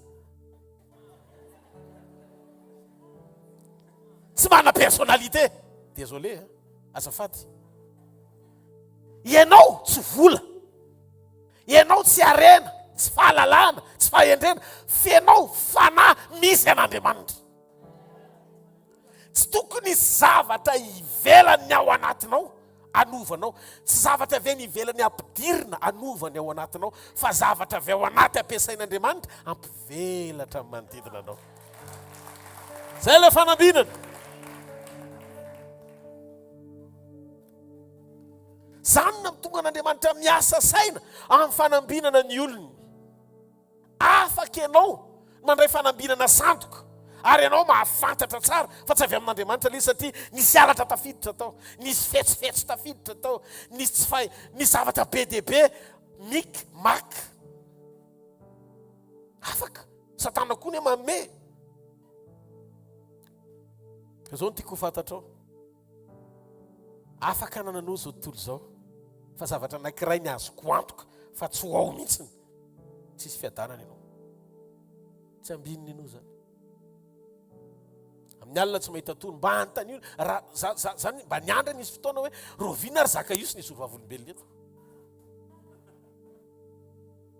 rovina raha zaka nijoro eto hoe za mpametsifetsy fa tamin'ny fotoana ny anako tamin'i Jesosy zay azoko tamin'ny tsirariny naveriko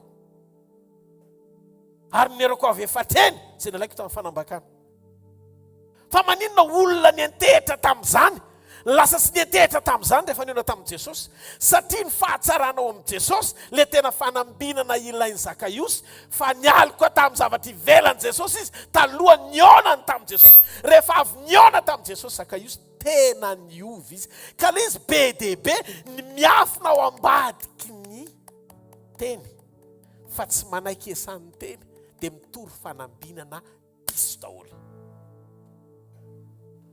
diso le izy satria tsy ao amin'ilay fototra tian'Andriamanitra norenany ny atao hoe tena fanambinana no iainanao ilay fanambinana sy ndraisanao lesona avy amin'izany avy amin'izay mahay miresaka rehetra tao ny Saedena hamitaka ny Eva amin'izay fanananany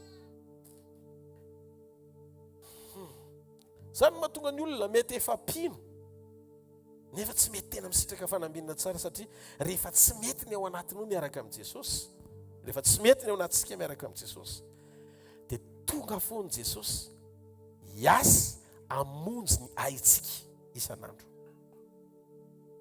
problema an'ireny olona tsy mety miova fo reny dia la ny andro manome tsy ny olona fotsiny tsy mety tsara toetra mihitsy tena tsy avelan'ny toetra ho tafavoaka zany mihitsy ary ianao mahafantatra le toetra ratsy anao tena fantatra za aloha mahafantatra ny toetra ratsiko fantatra miala ndray lery tonga dia hay le izy iainanao zao le izy hoe mialany zany fiainana zany zany aminy zany zany aiko zany tsy ao mitokony ho izy ilan'Andriamanitra aiko zany fa ny problema rehefa tonga le teny mamelatra ny ao anatinao hoe ity le tsy mety aminao dia lavinao le izy dia zay no mahatonga anareo ohatry mpivady atao jobily efa ho 50 taona izy tsy avelanao mivoaka mihitsy dia tsy tafiditra mihitsy le tena fanambinana avy amin'Andriamanitra ozy izy Jesosy niny teny amin'ny fomba ahoana ozy izy ny afahanareo anapaka amin'ny tena arena nefa mamona tsy marina raha tsy mahatokonareo Andriamanitra zany mitady le toetra atao hoe fatokina anorenana fanekena atonga ny tena arena ary iny ny olazain'Andriamanitra hoe tena arena io tsy jet privé dimy io so dia tretana andreo hoe ay zany mba tonga ny jetiko mbola tsy tonga zany mbola misy tena tsy zay le tiako zareo eto io tena arena io le mampanankarena fitahian'Andriamanitra beraka mahazo aina ny tsodranin'Andriamanitra ao anatinao mahatonga anao ho karazan'olona mitondra atmosfera hafa, tontolo hafa mihitsy no entinao. Eo amin'ny toerana misy anao tonga dia misy zavatra miova. Ho avy ny fotoana rehefa tena mety amin'Andriamanitra ny olona, ampiasain'Andriamanitra amin'ny présanceny. Ary zay no mahatonga ny voninahitra Andriamanitra tsy tena mbola misetrasetra tsara eo amin'ny fiainan'ny olona tsy voatefy. Rehefa tsy voatefy tsara ianao dia tsy afaka tena miditra tsetra Andriamanitra satria mbola misy toetra te ho hita ao anatinao. Tsy afaka tena miseho Jesosy.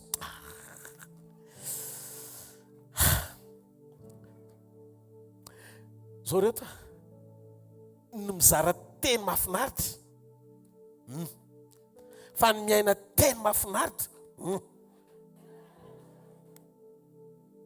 miaina n'io teny mpantsina io ao anatina fandiny tena hijoro amin'ilay position tena ilan'Andriamanitra anao. Tsy ny olona rehetra no tonga eo amin'izay toeran'izay. Ary tena mitsotra aminao fa mafimafy izay toeran'izay. Fa eo anefa ny toerana iandrasan'Andriamanitra anao mba hahatonga anao ho ambinina sy ho salama amin'ny zavatra rehetra. Misy secret ao ambadika io teny io. Misy secret. Inona moa ny aina? Inona ny atao hoe am na aina? Ao amin'ny aina no mitoetra ny sitrapo, ao ny fahatsilosaina, ao ny sentiment na fihetsepo, mamaritra ny décision ny fanapahan-kevitra, ny hetsika rehetra sy ny action izay ataonao. Ny hoe fihetsepo dia ao no mitoetra fahatezerana, fankalana, fialonana, avinavina, fahakiviana. Ao koa no mitoetra ny fifaliana, fiadanana sy ny vokatry ny fanala izay tsika ao amin'ny fihetsepo daholo. Raha teo ambininy ianao dia manomboa miasa mamolaka ny am, mamolaka ny ainao. Ny ady tena misy eto ambony tany tsy kristianina malala, tsy ady eny ivelany anova zavatra, fa ady ao anaty anaiky an'Andriamanitra.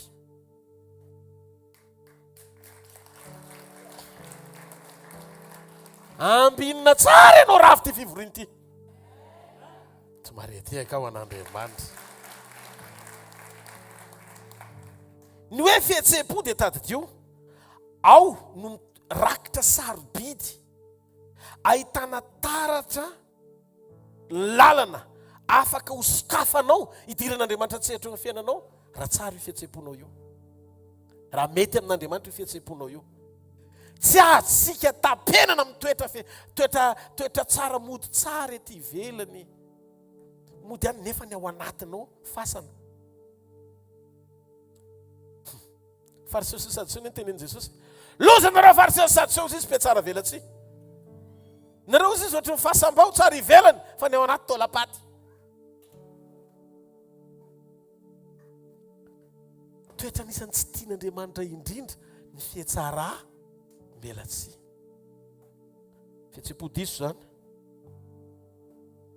Manomboa ianao mamolaka an'io aminao io ainao io. Izy Andriamanitra hoe raha toy ianao ka tsy mbola mahay mandafy alonana sy fankalana, dia zay ny antony mbola tsy hanandratako anao. Satria rehefa tonga ny occasion ialonana, ianao tonga dia rapida. Tsy mila resena ratra, tonga dia rapida. Tonga ny fotoana hoe izarana fitiavana, ianao tsy hita. Fa rehefa handray fitiavana, ianao voalohany. Toy izy Jesosy. Mandalo zany dia ianao zany mieritreritra hoe tsy marina zany pasteur fa Jesosy manao droy. Tsy zany ataonao zany. Matetika ianao mora makahala, mora mihinana sakafo. Io zay sakafo renao zordirany ivelany rehetrarehetra dia mora henonao satria efa misy zavatra vonona ao anatinao, mora maloto fieritreretana.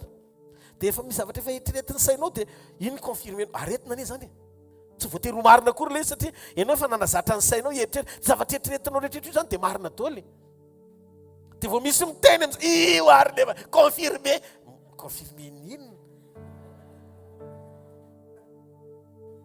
Mba fantatrareo ve manimba ny amanao ianao, zany mahatonga ny ainao mbola tsy ambinina.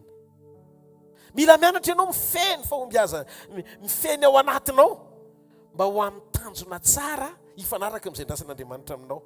mila mianatra tsika mifaly amin'ny fombiazan'ny hafa, ny manodidina antsika, ny tea-tanana, makafy an'izany. Testa ao amin'ny fanambinanao daholo zavatra mitrango reo tsika ho fantatra. Rehefa eo hafa rehetra avy any ivelany, rehefa naratsiana tsy voatery ho marina mahatonga amin'ny fonao ivonto alahelo. Tehirizy ho adio tsy manana raison, tsy isy antony anamarinana lotom-po hiteraka fahakalana amotika amin'ny fiainam-pananao sy ny amanao na ny ainao fotsiny tsy fandraisanao amin'ny fanambinan'Andriamanitra. Mila resinao ny fihetsem-po ratsy rehetra. Tsy hoe olona ihany amin'ny fifandraisanao aman'olona ihany fa ny fifandraisanao amin'Andriamanitra ihany koa. Hiteny aminao fa tsy misy olona iray izay eto an-tany afaka ny anakana amin'ny fanambinana anao afa-tsy ianao ihany. Misekoly ny fiarahana amin'Andriamanitra, tsisy olona ray eto an-tany anakana anao tsy ho amin'ny fanambinana anao zany afa-tsy ianao ihany. Aza mandehandeha lavitra be dia andray faminaniana hoe nisy namosavony na tonga n'io tsy nandeha. Aza mandoto fo amin'ny tsy amin'apa zany ty amboarina. Tandreminy fonao mihoatranao izay tokony ho tandremana. Avy ao ny evin'ny aina. Andao ny antsika hijery kely. Lazaina fa ambininy Jesosy. Jesosy no ny olombelona ambinina indrindra teto an-tany. Mahafantatrareo ve zany?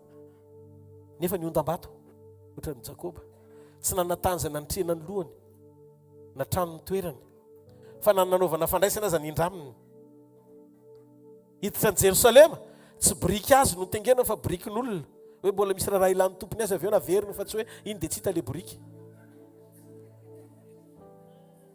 Biriky ny indraminy maty tsisy fasan-drazana. Fasan'i Josefa avy eo Arimaty ndraminy nanitriana azy sy nametrahana azy mandra-pitsangana kanefa ny sokajiana ho isan'ny olona ambiny indrindra. Hitanareo izay ny fanambinana amin'Andriamanitra tsy sokajiana amin'ny confort matériel hoe zay ilainao dia tonga daholo. Tsy izay ny atao hoe fanambinana aloha voalohany indrindra. Zavatra mahavariana nefany amin'ny fotoana ilana mikisana olona tsomo 10,000 miaratsiny raha lehilahy fotsiny tsomo 10,000 il faut ohatrany hoe compter hoe 2 fois na 3 fois plus ny zaza. Ny vehivavy safia zany tsy any amin'ny tsomo 10,000 any amin'ny 27,000 ano any zany ny olona nifokisan'i Jesosy farafahakeliny fois 2 fois 3 amin'ile 5,000. Na voky olona tsomo 10,000 Jesosy taizinareo nahita fanasana 27,000 personnes izy rery namoky azy. Fanambinana afaka mahatateraka ny tanjona amin'ny zavatra ilaina ao anatin'ny fotoan'ny ilana azy satria eo ny fanotronan'Andriamanitra. Dia ndao tsika eritreritra inona no nanandrata'Andriamanitra azy number 1 amin'ny olombelona rehetra eto ambonin'ny tany tsisy ambony no Jesosy. Betsaka no miredirety zany Kristy Zarianina fa tsy aza be resakeo e. Raha tsy niaritra an'izay nieretany aza maka ny toerana fa tsy vitanao zany. Jesosy rery mandrakizay, izy rery mandrakizay, Jesosy mandrakizay. Halleluja! Tsisy nitaka an' Jesosy. Fa inona ny secret an' Jesosy? Tiako vakiana kely anie azafady amin'ny teny frantsay ny Filipianina toko faharoa ny 5 version Louis II azafady pasteur. Au nom de Jésus, ayez en vous les sentiments qui étaient en Jésus-Christ. Amen. Hitanareo sentiment no lazainao io. Sentiment ao amin'ny âme, ao amin'ny aina. Aoka ho ao aminareo izao raha dika amin'ny tenitsika zatovy eto Madagasikara izao sentimaka tao amin'ny tompo izao.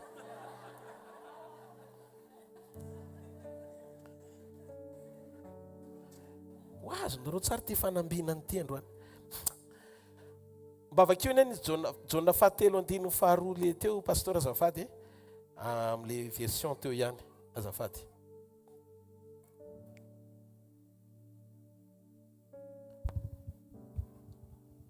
Au nom de Jésus, bien-aimé, je souhaite que tu prospères à tout égard et sois en bonne santé comme prospère l'état de ton âme. Amen. L'état de ton nam. Teteny Andriamanitra hoe âme le izy fa tsy esprit. Aina le izy. Tanareo? Ny sekren'i Jesosy nanandratana azy ho ambony noho ny anarana rehetra. Tsy satria navita nandresy ny Satana izy nanitsaka ny lohany. Fa ny sekrena tonga amin'ny fahavalo nanaiky azy sy ny anarana rehetra mandoalika eo anatrehany. État d'âme.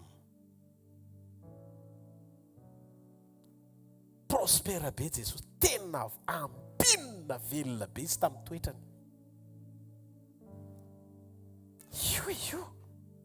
Io Filipiana toko faharoa andininy fahadimy io. Tsy onction le izy. Aka ho aminareo. Zao onction ny Jesosy zao. Tsy dimension. Fa sentiment. Tsy marety eka. Tsy marety eka ho an'Andriamanitra. Azonareo tian'Andriamanitra tsika ho ambinina. Ao amin'ny aitsika, ao amin'ny aina. Ambinina, aiza? Ao amin'ny aina. Aina mamaritra ny toetra. Ino io sentiment io? Na fihetsepo io? Jesosy tao amin'ny ray, Andriamanitra izy. Tao amin'ny fimbonana indray sy ny fanahy izy. Fa tsy vesatra ho azy mihitsy ny nanety tena olona. Naka ny endriky ny mpanompo. Tsy mba nifaninana tamin'ny rainy zany izy. Nanety tena izy ho mpanompo. Sara amin'ny olona tsotra kely sy rahalahy kely. Kanefa izy tsy olona tsotra. Tsy olona ordinaire. Azafady. Tsy zany Jesosy. Fa vitany nanaiky omboana teo amin'ny hazo fijaliana. Tena hiaina hita maso. Nefa ny ekeny mba hamonjena ny olona. Am Jesosy mission accomplie no ambony indrindra mihoatra noho ny titre ny dénomination ny anarany sy ny momba azy azo fafany zany fa ny important faly ndraiko amin'ny fisiko.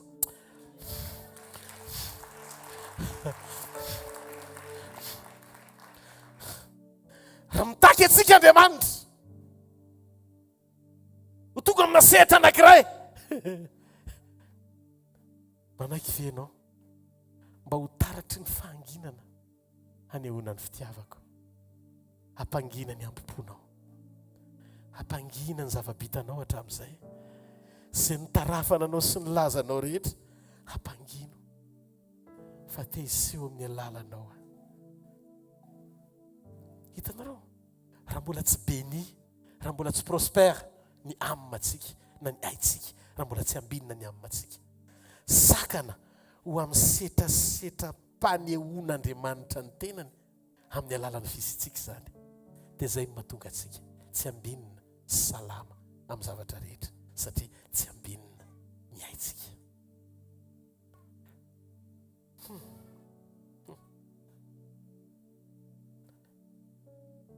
Onjo ny Baiboly hoe Andriamanitra ozy nanandratra azy ho ambony indrindra sy nanome azy ny anarana ambony ny anarana rehetra. Mahafantatra ve hoe inona no natonga ny anaran'i Jesosy ho ambony sy mihoatra noho ny anarana rehetra.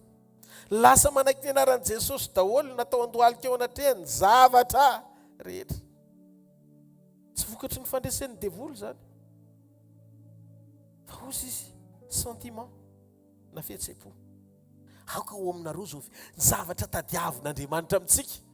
Aoka ho aminareo zao ositra ngezabe zao. Aoka ho aminareo zao titre ngezabe. Zao karazany talenta fahasoavana. Aoka ho aminareo zao faiza manao ny Jesosy zao mpanao miracle. Aoka ho aminareo ny famoronana. Non! Ny sekrena nandratana azy sentiment.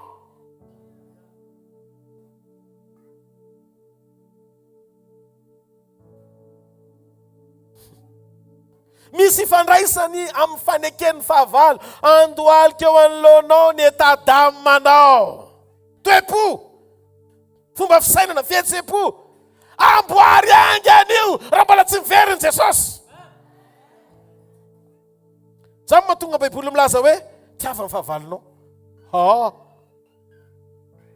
Mivavao an'izay manao tsinontsinona anao. Iresaka amintsika ako. Tiava ny fahavalonao. Fahavalo asainy tiavana. Nenao tsy fahavalo fefa nakalainao bonera. Nataonao tonga aloha mihitsy. nefa tsy favalo. Misy fotoana piraitam-po, misy fotoana ray aman-dreny, misy fotoana olona tokony ho fitahiana ho anao. Dia efa nankalainao, nataonao tonga aloha. Mivavah on'izay manao tsinitsinana, tena mba tena hampanangatanana ako ny olona manan-karena ao amin'ny ainy, mivavaka ho an'ny olona manao tsinitsinina azy.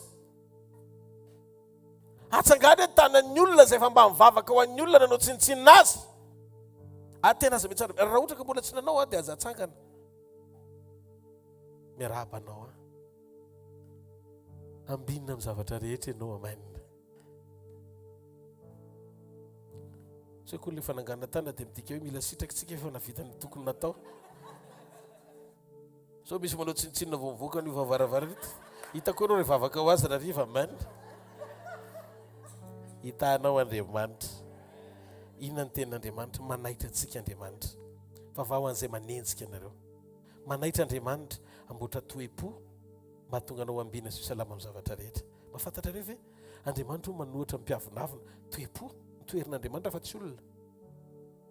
Fa manome fahasoavana bebe kokoa ho manetry tena izy.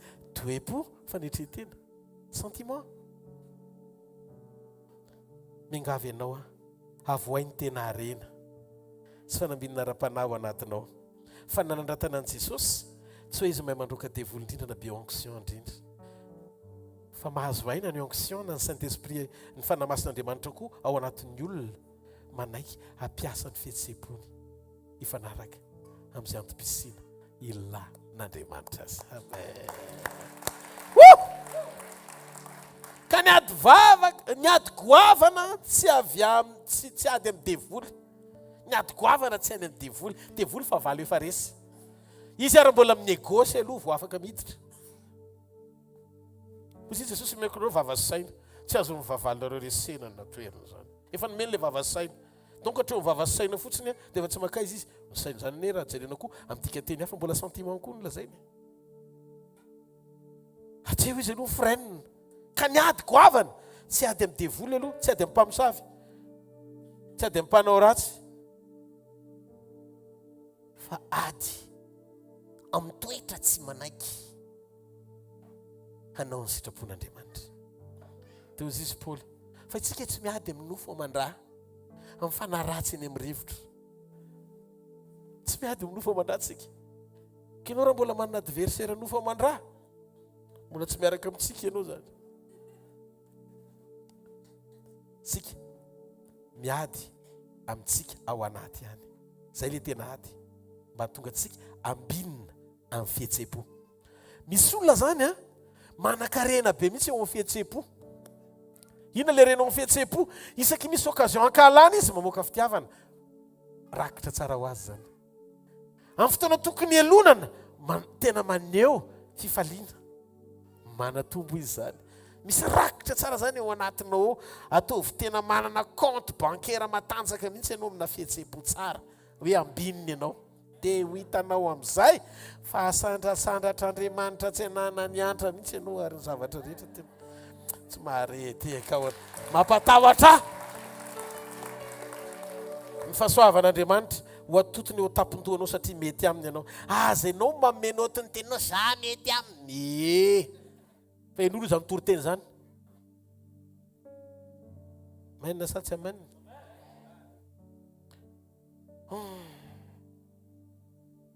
Maro amintsika mbola ao anatin'le toetra hoe fangainy tsy mahalala, ataoko mahita, asiako azy ny amiko. Teo izy Jesosy hoe ianao tsy maintsy mitombo anaka fa za tsy maintsy mihetry. Ovainao le baiboly zako. Tandremo, soma antra fa tsy ambinina ao anaty ianao. Mila ambinina ny aiko, mila ambinina ny amako, andesy ireo sentiment sy fihetseham-po ratsy rehetra diso, toy ny fielonana, fankalana, manko amina discipline tsy fisina fifehezan-tena, avinavina, fitiavan-tena, fanoerana, fanaratsiana, baomina fosa, fihetseham-po diso. tenenino ngekinao zany rehetrarehetra zany tadidio aranofo be daholo zany hoe mila miambina any amin'izany anao tena hoe mila miambina any amin'izany ianao mataraiky anao anie zany ny fandresena andreo no tena mihoatra ny fandresena devoly fihetsepo tandremo manamary tena ianao kamo dia manamary tena mila resena lahatra ny aina tandremo fa aina ny raisaka eto ao amin'ny aina misy ny fihetsepo fa tsy lotsaina fa fetsoko ny devoly ary rehefa minofo ianao no mitoetra dia sakaizany akaiky mihitsy mora ampidiny ny zavatra hitama 70 taona sy 80 taona kely eto ambony tany tiky lanina amin'ny zavatra tsisy dikany ino tsy manana sekorom-piainana anankiroa raha ihany misy namako izay ny teny hoe ny fahafatesana izy tsy mba azo anaovana expérience fa rehefa dia tsy miverina rehefa lasa any io zany tsisy sekoroa ny fiainana fa tokana ihany amboary tsara ny tonga tokony hijona sy tokony iainana so hanenenana tsy tiako anao tratran'izany atao hoe regret zany fa aleonao mihinana magre aloha tsy mba reteka ao an'Andriamanitra aza manenina zany miala eto ambonin'ny tany ataovy zay tsy hanenenanao ao anatin'ny amma misy ny atao hoe sitrapo ao anatin'ny aina misy io sitrapo ao zany mila tena resentsika anaiky ny sitrapon'Andriamanitra ny sitraposika isika ity misy sitrapo tsy nitiako itsony fa zay tiany manaova raha vohatra anao ka tena misy ady mafy be kanefa ny haninao hoe ty sitrapon'Andriamanitra tokony atao miralo ny iran'i Joseph Dafy tsy moramora ny makato mandresy ny sitrapo mandany tenako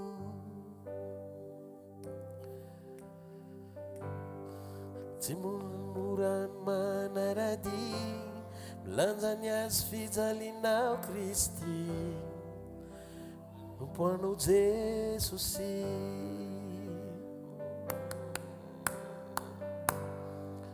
tsy voatery ampifaly ahy ny nofoko mangay ahy fa mazovana ny fanahy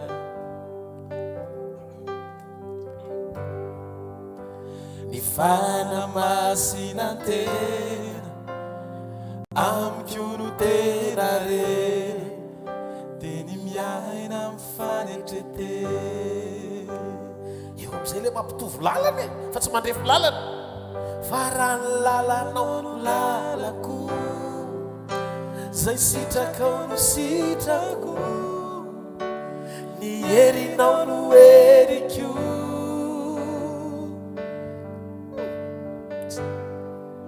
tsy zay tiako fa zay tianao tsy fievitro fa fievitrao atao aneny sitraponao fantanina mipetraky izany olona tsy faly rehefa tsy atao sitrapony izany olona tsy faly rehefa tsy atao sitrapony tsy maintsy maneno kely nanaraka ihany azy mila manao exercice sika zay no mahatonga ny exercicenao raha vehivavy ao an-trano mianatra manaiky ny vadinao ozy Jesosy mbola tsy manomboka akory ianao raha io hitanao mpitolo be eo akaikinao io raha tsy henonao akory iaho agne zany teneniko taroniko zany za tsy miteny aminareo fa za ihany zany za paster Rodolphe za be mafy ianareo mila manaraka aloha raha lehilahy tiava ny vadinao mafy be mato zany ro atao hoe tiava hitan'Andriamanitra mihitsy hoe misy fotoana tsy mba teo ty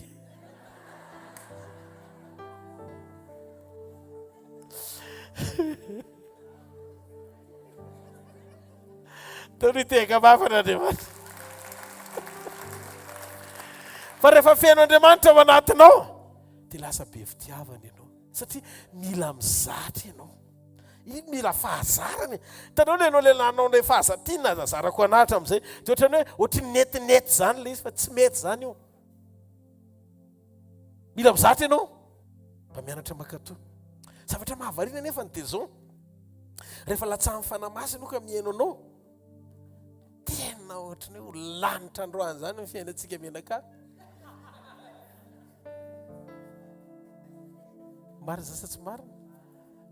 Rehefa tena hoe milatsaka fanamasina manana ndraikitra ianao am-piangonana, manana dia nona daholo tsika ilay mpitoro teny rehetra mihitsy zany manomboka amiko a. Tsy miresaka ny olona manokana eto fa za mihitsy koa ny ao anatiny. Zay teny anketo zany dia ao anatiny ahako. Mahay mitoro be aresy lahatra ny olona latsaka ny ranomasy, tena zany ny fanambinana vita amin'ny fivoriana. Vao tonga any an-trano amin'izay aho manao testana amina amin'izay. Hay rehefa miatrika amin'ny vadiko amin'izay, hay za tika le amina lasa anina boriky tsy maharetehaka manandriamanitra. Teneniny akaikinao tsy ho tantaranao zany mandrakizay hoe. Teneny tsy ho tantaranao zany mandrakizay. Jereo masina ianao efa malemy fanahy hoe. Ianao be fitiavana hoe. Tia famindram-ponareo hoe a. Sa tsy dia le karazan'olona hoe teny tsy le karazan'olona. Masika fiteny reny. Teny malefaka moa matapatolano. Ndao tsika tia tarana mafeo an'Andriamanitra. Alleluia. Ka mila vitantsika isan'andro aloha mianatra mampangina ny sitrapontsika fa mampandraka ny sitrapon'Andriamanitra. Dia amin'izay dia ho ambininy ianao. Maro ny fiainana sy zavatra tovozitsika teto amin'ity tany ity na fahendreny zany fa be dia be amin'izy ireny manohatra ny sitrapon'Andriamanitra. Misy fotoana raha tena any amin'ny université mihitsy ny ampianarana anatina leadership hoe ny olona mpitarika tsy maintsy manana karaktera matanjaka, mahay mibetroka, tsy miverina indroa amin'ny fanapahan-kevitra. Rehefa zay dia zay ampianariny tsara velatsy, ampianariny ianao, ampianariny devoly tsy olosaina, anafintay an-tsalaka.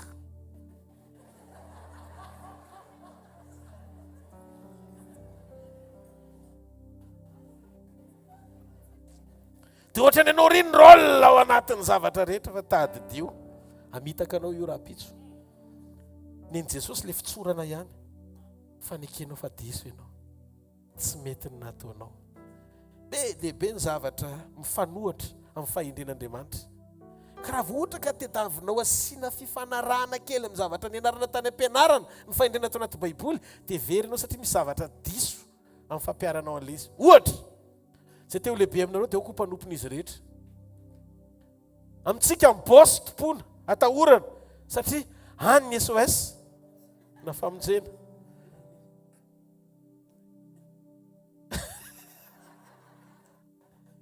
Fa ao amin'i Jesosy lehibe ny mihety, manompo, micomprendre, manangana, misaina zay tokony hamonjena an'izay olona tokony hovonjena na iza na iza. Manaiky ho fantsona esan'Andriamanitra tsy maharetehaka ao amin'ny tompony.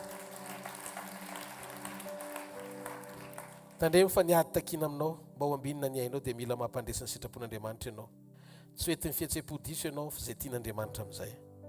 Andriamanitra rehefa manangana fiainana dia tadidio mandravy izy aloha izay fiainana tsy izy rehetra ao anatinao. Misy ady ao anatinao na tiana na tsy tiana. Alleluia. Fa tsy maintsy mandeha ianao na tiana na tsy tiana. Alleluia. Tsy maintsy mandroso, tsy maintsy manina hoe Andriamanitra, ianao rehefa namboatra trano aza mitetateta tonga dia le trano tsara tarety ivelany fa fototra aloha ataovy tsara. Ny sekretny hamafin'ny trano dia fototra. Zay le zavatra miafina. Fototra tsy hita maso zany fa any anaty tany. Ka ny fihetsem-po aloha amboarina dia ho ambinina amin'ny zavatra rehetra ianao. Efa mba nijerenao ve ny ao anatinao mety ny zavatra rehetra aloha ny anaovanao azy. Fatary izay tokony atao, amboary ny fihetreretana, atsovony rany Jesosy fa mandio ny ainao izy, mandio ny fihetreretanao izy, mandio ny ao anatinao izy. Manao ahoana ny fomba fanaovanao zavatra? Rehefa ianao le tsy misy makasitraka iny nefa ianao fa mba tena nanao ny nataonao dia ina lazain'ny Baiboly, tsy mampaninana tsisy nahita azy ianao fa nindrainao izay ny an-danitra naresanao valim-pity, fa ohatry misy tsy mety zany ny atinao, zany taoko manina ny olona no manina. Tiandra angatony. Andao ity antarana mafy averana te ambinako amin'ny zavatra rehetra tahaka izay hanambinana mifanahiky ihany koa. Ahoana le hoe valipiti anao any an-danitra, ahoana zao fotsiny ndao tsika hanome voninahitra n'Andriamanitra fa rehefa manan-karena miaitsika dia ambina salama amin'ny zavatra rehetra tsika. Hitanao Andriamanitra amin'ny anaran'i Jesosy. Ndao tsika itentanana mafy eo any tompo. Tsara be ny école-na prospérité tsika androany. Izy andresy lahatra tsara be le sekoly-ny fanambinana. Te hafa mafy be ho an'Andriamanitra. Te hafa mafy ho an' Jesosy. Alleluia.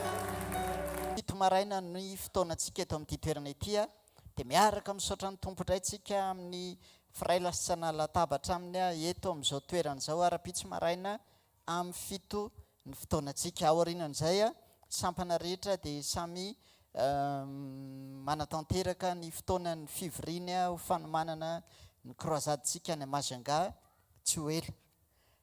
Amin'ny herinandro ny programantsika dia tsisy miova reo sekoly latsinainy, ny talata, ny alarobia etsy amin'ny super U ao amin'ny rihana faharoa raha mbola tsy fantatrao dia manana fotoana isan'andro tsika latsinainy, talata, ny alarobia amin'ny 7 ora maraina ka hatramin'ny 9 sasany dia ao amin'ny super U ao amin'ny rihana faharoa. Zany fotoana zany dia anasananao manokana ny latsinainy miatrika ny sekoly ny famahana olantsika, ny talata sekoly mpanasitranana ary ny alarobia sekoly ny fitahipana sy ny fanambina toetra amin'ny larobia zao. Somatsika miverina eto amin'ity toerana ity dia amin'ny 4 ihany ny fotoanantsika eto miaraka misaotra ny tompo manome voninahitra azy eto tahaka an'izao fotoana mahazatra antsika izao ihany. Ankoatra izay dia samy mitora-bavaka tsika ho amin'izany programa lehibe apetrehan'i Jesosy antsika izany ny croisade any Majunga dia mivavaka tsika ao amin'ny fanatanterahana, ny fanomanana rehetra, vavaka ihany koa amin'ny tena mba hiasan'Andriamanitra mba hisy vokatra tena hiavaka indray satria raha mahatsiaro nareo vao nanomboka ity taona ity dia niteny Jesosy hoe ity taona ity taonany tena fijinjam-panahy dia mba tena ho amin'izany tokoa tena hoe tena hijinja fanahy marobe ho an'i Jesosy tsika amin'ity taona ity ary io fotoana io mba tena hoe tena hiasan'Andriamanitra mba hamonjena vahoaka marobe koa any amin'izany faritra izany satria matoa-tsika nasain'i Jesosy miverina any dia mbola misy vokatra mbola tiany ny tompo tanteraka ao anatin'izany asa ny rahany zany.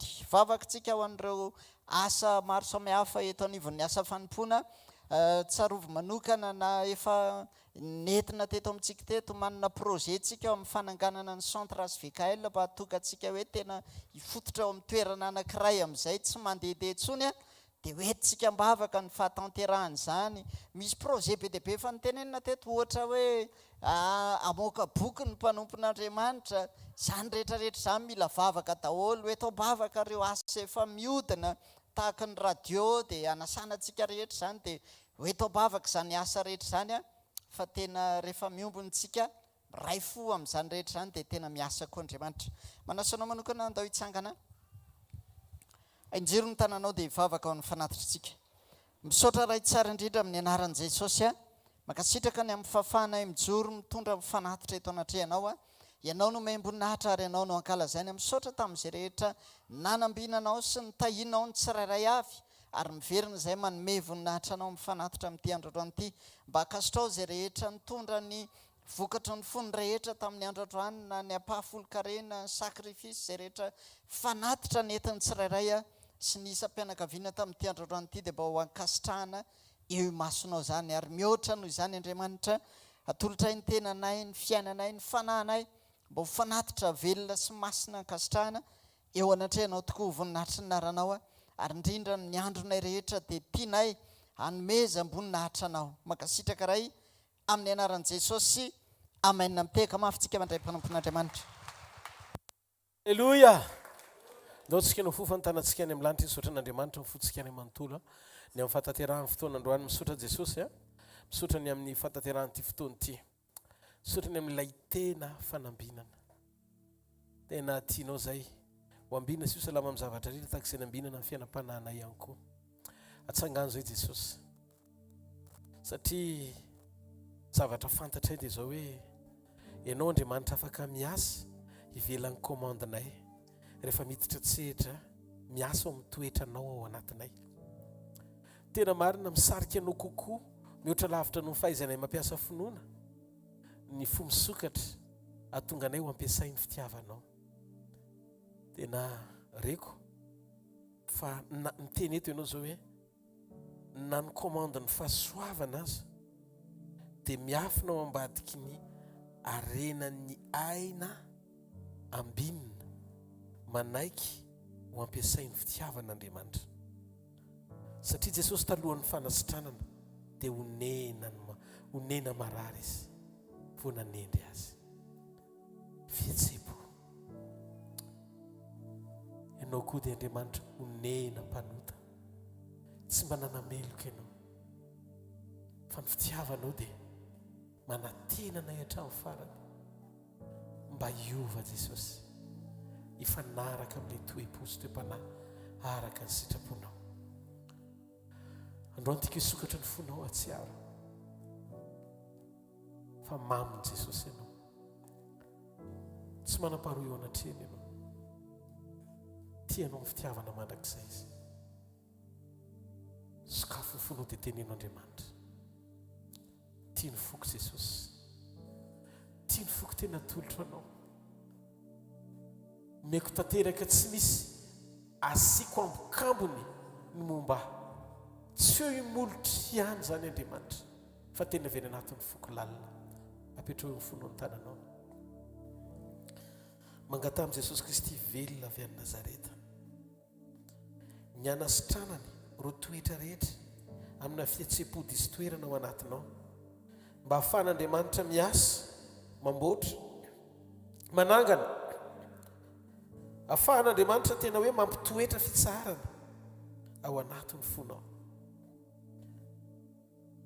Mamela heloko androany hariva. Eritrereto ao anatin'ny fonao hoe iza ny mbola olona tsy mety aminao ka mamesatra ny ao anatin'ny fonao. Mety mbola miteraka fialonana ny amponao na toetra tsy mendrika ao anatin'ny avinavim-po sy iza fiandrianan'ny Satana, ahafahan'ny Satana tena hoe mamatotra sy mangeja anao, tsy tena ho votsitra tsara ny fiainam-pananao amin'ny fotoana iverenan'i Jesosy. Votsory avy ao anatin'ny fonao zany androany fa tianao Jesosy.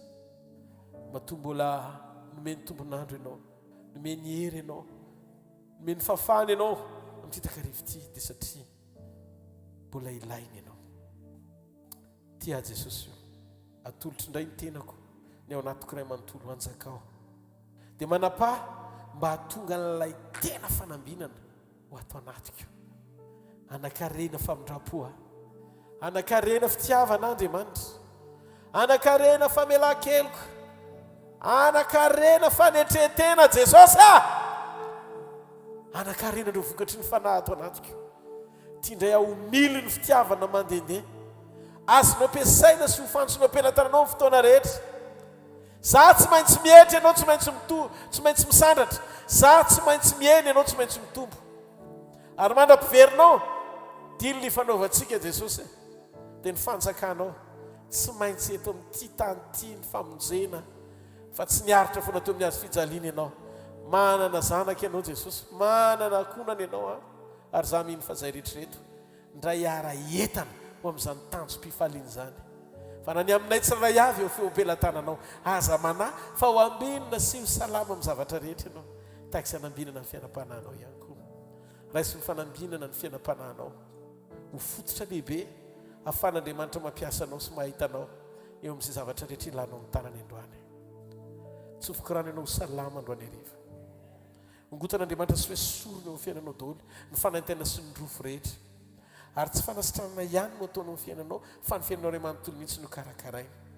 Anomenao fahavokarana ampahita fitianao amin'ny lafiny rehetra Andriamanitra, hijoro hanolotrona anao amin'ny fahasarotana rehetra izy, ary hanokatra ny lala amin'ny fampahitana fitia ho anao amin'izay zavatra rehetra ataonao. Mandehana fatahian'Andriamanitra ianao sy ny ankonanao. Na iza marary tongeto, raiso ny fanasitranana avy any ambony. Manana fifaliana ao anatin'ny fonao, manana fiadanana, manana lalana misokatra, manana fandesena amin'ny zavatra rehetra. Ny ady tsy maintsy misy fa fahavalo efa resy io, tsy manana vision antsony fantanany sy ny tongony sisa mipelipelika reo alokaloky ny zavatra hitasotro amin'ny fiainanao reo efa resy talohan'ny fotoana etsehany avokoa zay zavatra rehetra tiany andravananao tsy ho ambinina mandrakizay mifahavalo amin'ny anaran'i Jesosy. Tsofoky rano eo ambany tana maherin'Andriamanitra ianao, andeha dia ahita ny voninahitr'Andriamanitra. Na iza izy hijoronao anotronanao amin'izany toeran'izany Andriamanitra. Tsy ho raraka mandrakizay zany ianao, tsy ho rava mandrakizay zany ianao. Iza no milaza aminao fa nafoy ianao, tianao Jesosy. Raisy ny fitiavan'Andriamanitra dia ho feno zany ao anatinao. Mangatamin'Andriamanitra sokafo ny vavanao dia mivavaka, mianatra mivavaka miteny ianao fa tsy mihaino mivavaka ko fotsiny. Sokafo ny vavanao eto androany dia mitenena mafy, tenena aza mierikerika mijery zay ho akaikinao, fa sokafo ny vavanao dia mivavaha. Mivavaha amin'Andriamanitra misaotra raika amin'ny anaran'i Jesosy. Saotrany amin'ny teninao androany, saotrany amin'ny kasikao androany, saotrany amin'ny fanafana androany, saotrany amin'ny fahagagana voaraiko androany, saotrany amin'ny fiovampoko androany, saotrany amin'ny teny fahamarinana ietsehanao mandrakariva, ijoroko amin'ilay tena fanambinana avy aminao. Saotrany amin'ny fahasoavanao mampiasa sy miasa eo amin'ny fiainako isan'andro, mikorina eo amin'ny fiainako isan'andro. Saotra fa mbola isa velonay natrapamonjena miaina sy misitraka amin'ny fahatsaranao. Ary fantatro fa miasa enao na tsy hitany masoko azy. Amin'izao fotoana itenenako izao, mino aho Tompo fa fa miasa amin'ny tsirairay avy ianao. Ary ty takarivo ty izy vavolombelona ho tanterahanao amin'ny anara maherin'i Jesosy Kristy avy any Nazareta. Feno fepetra androany hariva mandehana amin'ny anaran'i Jesosy dia miverena raha pitsomarana ihany miaraka ny fijona vavolombelona. Na amin'ny fanasitranana zany, na amin'ny fanafahana zany, na amin'ny vahaolana zany, na amin'ny fiovam-po zany, na amin'ny fiovam-piainana zany, na amin'ny fahatsarana zany, amin'ny lafim-piainana ray amanontolo, vita! Halleluja! Zany lazain'i Jesosy sika. Amen. Fa vao mafaly. Misokatra ny 30-31 1er novembre 30 octobre io a 31 octobre 1er novembre ny fitoriana ny filazantsara lehibe, croisade lehibe zay irana ny fiombona ny fiangonana rehetra kristianina any Mahajanga. Amen. Isaoran'Andriamanitra ny amin'ny fatateran'izany ho voninahitra ny anarany isaorantsika mpitonam-bavaka rehetra ihany koa ny amin'ny lohalika miforotra ny fatateran'izany fa isaorana Jesosy fa tsy nisy nandany fiangonana any an-toerana fa dia androso aminatin'ny fanomanana sy fikarakaranttsika menakavy a ho voninahitra Andriamanitra andao ity tanana mafy be ho an'i Jesosy. Tantaraiky zavatra nareo, tantaraiky zavatra dia mety havariana nareo le izy. Vita andrali de miracle dia vao tonga tao an-trano dia nakasisy teny tamin'ny Viviane tamin'ny mama, tsy afa-pony Jesosy fa sisy mama asa teneny amin'ny mpiara-manompo zany, zao taolo nataon'ny olona reto taolo ny zavatra nitranga, jereo fa fitototokeliny rehetrarehetra ko ianao tonga dia tsotsotra be teny hoe tsy afa-po eo ny olona, tsisy olona andeha tsonona ray ary. Tena resaka any amin'ny kolisy le izy a fa avokako eto amin'ny couloir. Izy zany mba misaina amin'ny mpiara-manompo kely, mba miezaka koa izy mba mieritreritra ny tenany sy ny sakrifisy etra zay nataony dia hoe inona fotsiny zany. Dia hoy izay ny tena mission amin'Andriamanitra tsy hoe isika afa-po fa izy afa-po. Tsy mahareteka ao an'Andriamanitra. Dia inona Jesosy io? Dia hoy izy Jesosy mandany anao miverina ny Mahajanga, virio mpitandrina rehetra, virio mpitandrina rehetra. Dia zao tsy ataonao any hvkl le izy, tsy raha de miracle nanaovana na titre le izy, fafana daholo zany fafana. hvkl nakisakary, raha de miracle ampidiro daholo ny sary mpitandrina rehetra zay teanao an'le tsara. Ah oui, bravo Jésus, halleluja, amen. Dia mandana fa ny tanjoko izy fanan'olona hovonjena fa tsy olona ampiasaina, tsy marety eka ao an'Andriamanitra. Amen. Mafo an'ny olona te ho hita manaiky ny programa tiany Jesosy fa tsy ho tanteraka mihitsy le teny Jesosy amin'ny jona tonga fito ambin'ny folo hoe mba ho iray ihany izy rehetra. Raha tsy misy manaiky, raha tsy manaiky ianao, noho izany normalina be Jesosy raha tsy afa-po. Nandeha daholo ny zavatra rehetra, nisy olona voavonjy, nisy olona voakatsy, nisy miracle, nisy zavatra rehetra rehetra, fa amin'Andriamanitra zany mbola tsy afa-po aka. ny fahafahapony firaisan'ny prala fiarah-mientany mpiara-manompo halleloia fimbonam-pony pasteur fifankatiavany zanak'Andriamanitra fa izy fitahiana ho didiny eo amin'izany toeran'izany satria maiky Jesosy amin'ny fifoazam-panahy tsy maharety eka ao an'Andriamanitra halleloia nao tsika isotra an'Andriamanitra ny amin'izany fa any amin'ny lanitra ny tanao dia andao isotra ny tompony amin'izany maka sitraka Jesosy ny amin'ny programanao ny amin'ny asa sy ny fatanteran'izany fotoana izany zay fapetraka sady eo ampelantananao ny toyny sy ny zavatra rehetra zay ho tanterahanay dia sy ny fiangonana rehetra dia miara-mientana zay sy miompo amin'ny fiangonana rehetra ny mahajanga raha lanay mpirai-tapo aminay ho ampakarina miaraka aminay reo rehetrarehetra ireo Jesosy io araka ny teninao hoe amin'ny fiangonana fa tsy an'ny olona ny fiangonana dia petraka ampelantananao ny fiangonanao minao fa hiasa mahery ianao mangatany afon'Andriamanitra hiasa amin'ny fiangonana rehetrarehetra mba hisy firehetana asandratsy vavak'izay hisy firehetan'Andriamanitra hisy firehetana vaovao indray hisy fiovampo vaovao indray tena hisy fibebahana tena hisy Andriamanitra fiverenana amin'ny laoniny amin'ny zavatra rehetra ao aminao ilay Andriamanitra tompony fiainana zany ny etaetanay zany ny vavaka ao anatin'ny fonay voninahitra ny eo anao rery mandrakizay amin'ny anaran'i Jesosy amen hitanareo ny Jehova ka hiaro anareo mamirapiratra ny tavany aminareo ny Jehova ka mindra fo aminareo mamandratra ny tavany aminareo ny Jehova ka aminareo fiadanana mandana dia miverena miaraka amin'ny vavolombelona tsara hanehoana fa velona mimpanavitra anao amen zareo fahasoavana fa ny fahasoavan'Andriamanitra ny mato izao fa ny fahasoavan'Andriamanitra ny mato izao anareo